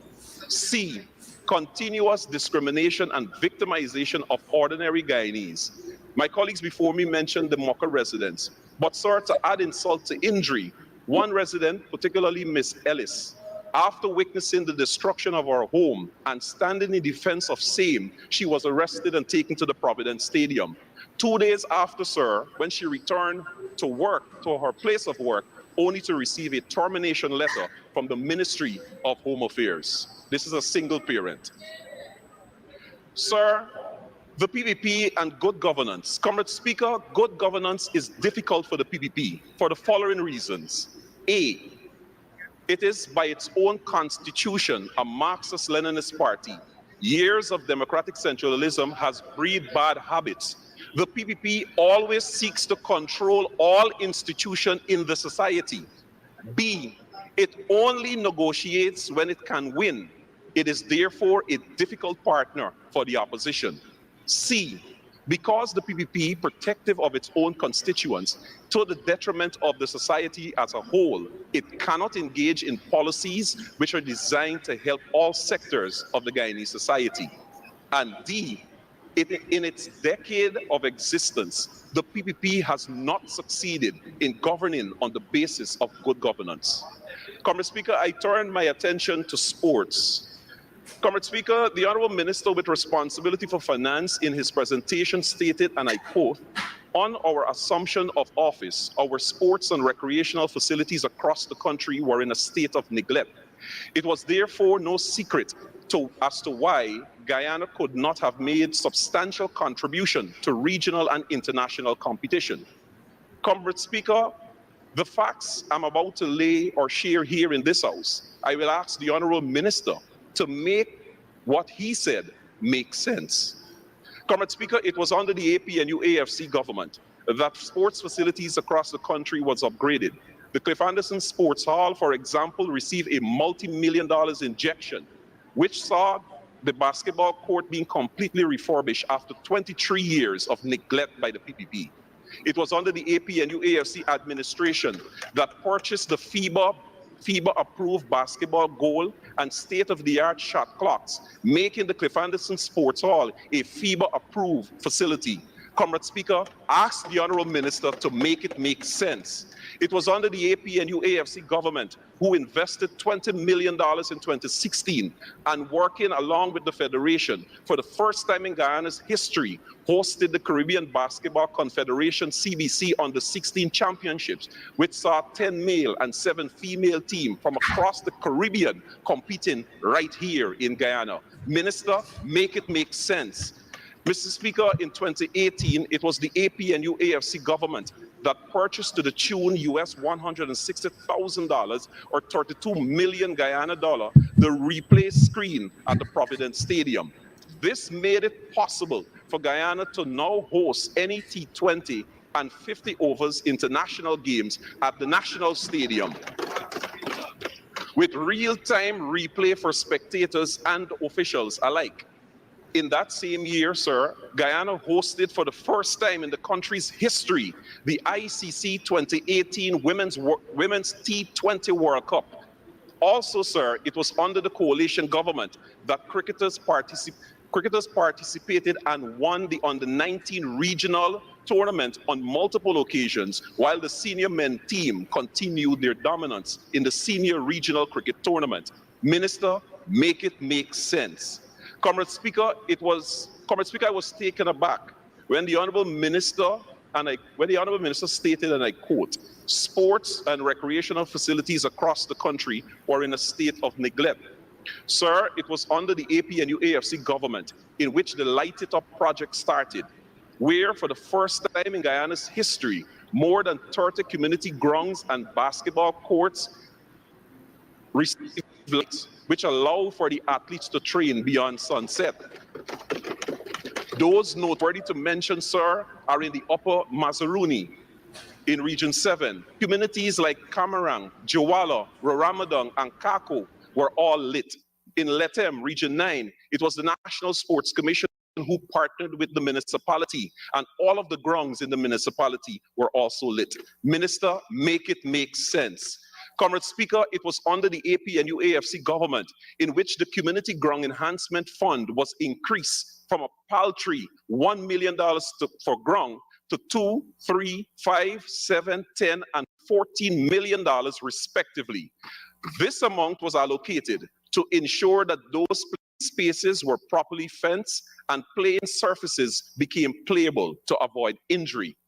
Take, for example, sir, the number 53 Community Center in Region 6, where for the first time the residents and athletes alike had access to a fully fenced ground, washroom facility, lights, etc. Others are the Paradise Ball Field, Cotton Tree, and Bath Community Center grounds in Region 5. Comrade Speaker asked the Honorable Minister to make it make sense. It was under the APNU AFC government that the National Sports Commission commenced and every year after hosted the Janet Jagan Memorial Games, in which schools across Region 3 and 4 competed in games at the National Gymnasium. Minister, make it make sense. The National Sports Commission also hosted the Archichong, Desmond Height, Forbes Burnham, and every year fully supported the Dr. Chedi Jagan cycling race in New Amsterdam with cash donation and other forms of support. Minister, make it make sense. It was the APNU AFC government who partnered with Hockey, Squash, Table Tennis Association, which allowed them to successfully host their respective international tournament right here. It was the coalition government, sir, who made it possible for the squash court to be upgraded, which allowed Guyana to host the Caribbean Area Squash Association tournament, which was funded from funds from the government of Guyana in 2017. Sir, I must mention, in 2016, Guyana hosted the Caribbean Junior Table Tennis Tournament. And also, sir, in 2019, Guyana hosted the Caribbean Senior Tournament, which saw 11 countries participating in that tournament right here in Guyana. It was the coalition government who purchased equipment, gave the much needed financial support to all the association that catapult their work. Minister, make it make sense. Recognizing the accomplishment and supporting the aspiration of those athletes who formally placed Guyana on the world stage, such as Miss Allian Pompey, who won gold at the Commonwealth 2002 in Manchester and silver in New Delhi in 2010. The National Sports Commission sponsored the Allian Pompey International Invitational Track and Field Meet. The inaugural meet saw 50 athletes from across the globe vying for top spots in 17 track and field events. The meet was sanctioned by the IWAF, now World Athletics, the international governing body for the sport. This meant, sir, that all results were used as qualifiers for regional competition, world championships, and even the Olympics for the first time in Guyana's history. Minister, make it make sense. Comrade Speaker, because the coalition government recognizing the value and importance of supporting persons living with disability, the inaugural Special Needs Sports was held, which saw for the first time students with special needs competing in a number of disciplines. As the years went on, the numbers of participants and school grew, requiring the event to be spread over a 3-day period and at multiple locations, including the Leonora Track and Field. Honorable Chief Whip, at this time we require an extension. Mr. Speaker, I rise to ask that the Honorable Chief Whip be given 5 minutes to conclude this presentation. Thank you, Honorable Member Mr. Patterson. Honorable Chief Whip, you have 5 minutes to conclude. Thank you, Comrade Speaker. The National Gymnasium, Colgreen Pool, This was the first in Guyana's history. Comrade Speaker, because of the National Sports Commission advocacy, Guyana Para-Olympic Committee was given recognition by the International Para Committee. This was the first for Guyanese with a disability and in the areas of sports development, which enabled them to compete internationally. And sir, competed they did. With all of the necessary funding from the NSC, in 2015, athletes with a disability participated in the Special Olympic World Games in Los Angeles and the Special Olympic World Summer Games in the United Arab Emirates in 2019, for the first time in Guyana's history. Minister, make it make sense. It was the same coalition government in 2015, for the first time in Guyana's history, supported the Guyana Blind Cricket Association's participation in regional blind cricket tournament in St. Lucia. Sir, it is important to note that in 2018, 5 blind Guyanese cricketers were afforded the opportunity to represent the West Indies blind cricket team and all performed exceptionally well. Comrade Speaker, ask the minister to make it make sense. Comrade Speaker, I can go on and on to list the many achievements by the AP and UAFC government, but time will not permit me. Time will not permit me. But what is important to note, sir, is that all of this was done without funding from the oil and gas sector. What is even more noteworthy, sir, is that even with all of the resources the current administration has, some federations and associations are saying the same thing, that it was better under the AP and UAFC. Sir, just last October, all of us in this house read in shock the letter by Guyanese Olympian boxer Kevin Alikok, detailing the lack of support for our international athletes representing Guyana, ultimately having a negative impact on our athletes' performance. You ask yourself the question, but how is this possible in the PPP oil-rich economy? Minister, make that make sense. Comrade Speaker, there is an allocation here for pavilion for the athletics track in Region 6 and 10. Mr. Speaker, these tracks were built by the AP and UAFC to right the historical wrong meted out to the athletes of track and field by the People's Progressive Party Civic, who constructed the Leonora track and field in Leonora, knowing full well that the bulk of the athletes come from regions 4 and 10. Minister, make that make sense. Comrade Speaker, 3 years on of the PPP and 4 budgets, almost amounting to $2 trillion. And to date, this country does not have a national sports policy. Minister, make that make sense. Sir, I would like to thank the staff of the Ministry of Finance. And in closing, Mr. Speaker, Budget 2023 was presented on Monday, the 16th of January. Coincidentally, Dr. Martin Luther King Day, observed by the people of the United States as one of its influential, if not the most influential civil rights leader of all time. Comrade Speaker, one would have believed that the PPP was turning a corner and was about to make a reality of what Dr. Martin Luther King dreamt of when he stated, and I quote, "I have a dream that one day this nation will rise up and live out the true meaning of its creed. We hold these truths to be self-evident, that all men are created equal." End of quote. Dr. King also stated, sir, and I quote, "The time is always right to do what is right." Budget 2023, sir, has not done yet, has again not done what is right by the Guyanese people. Comrade Speaker, it was former President Dr. Chedi Jagan who said, and I quote, "You cannot live a Cadillac lifestyle in a donkey cart economy."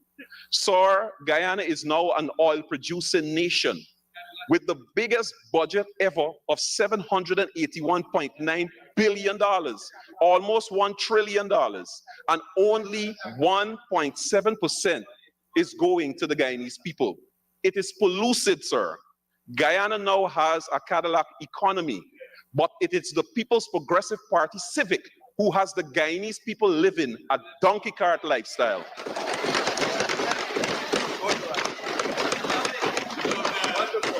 Comrade Speaker, as a result of what I've articulated above, the theme of this budget, improving lives today, building prosperity for tomorrow, just like the One Guyana mantra, sir, they will remain but a fleeting illusion to be pursued, but never obtained. I thank you.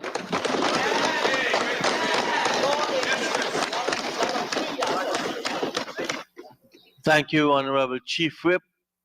Honorable Chief Whip, I was trying to make sense of your attack on the performance of Parliament, and I would like to set some of the records with respect to the operations of Parliament, because you did mention a number of issues with the Parliament. And this is the 2002 record. 26 bills were presented to the National Assembly. 26 acts of Parliament were assented to. 23 motions were published on notice papers. 20 resolutions were passed in National Assembly. 54 questions were published on notice paper. 43 questions were answered, and there were 19 sittings held. So this is the record which I stand proud on. Honorable members, I think this is a good opportunity to take the suspension for 1 hour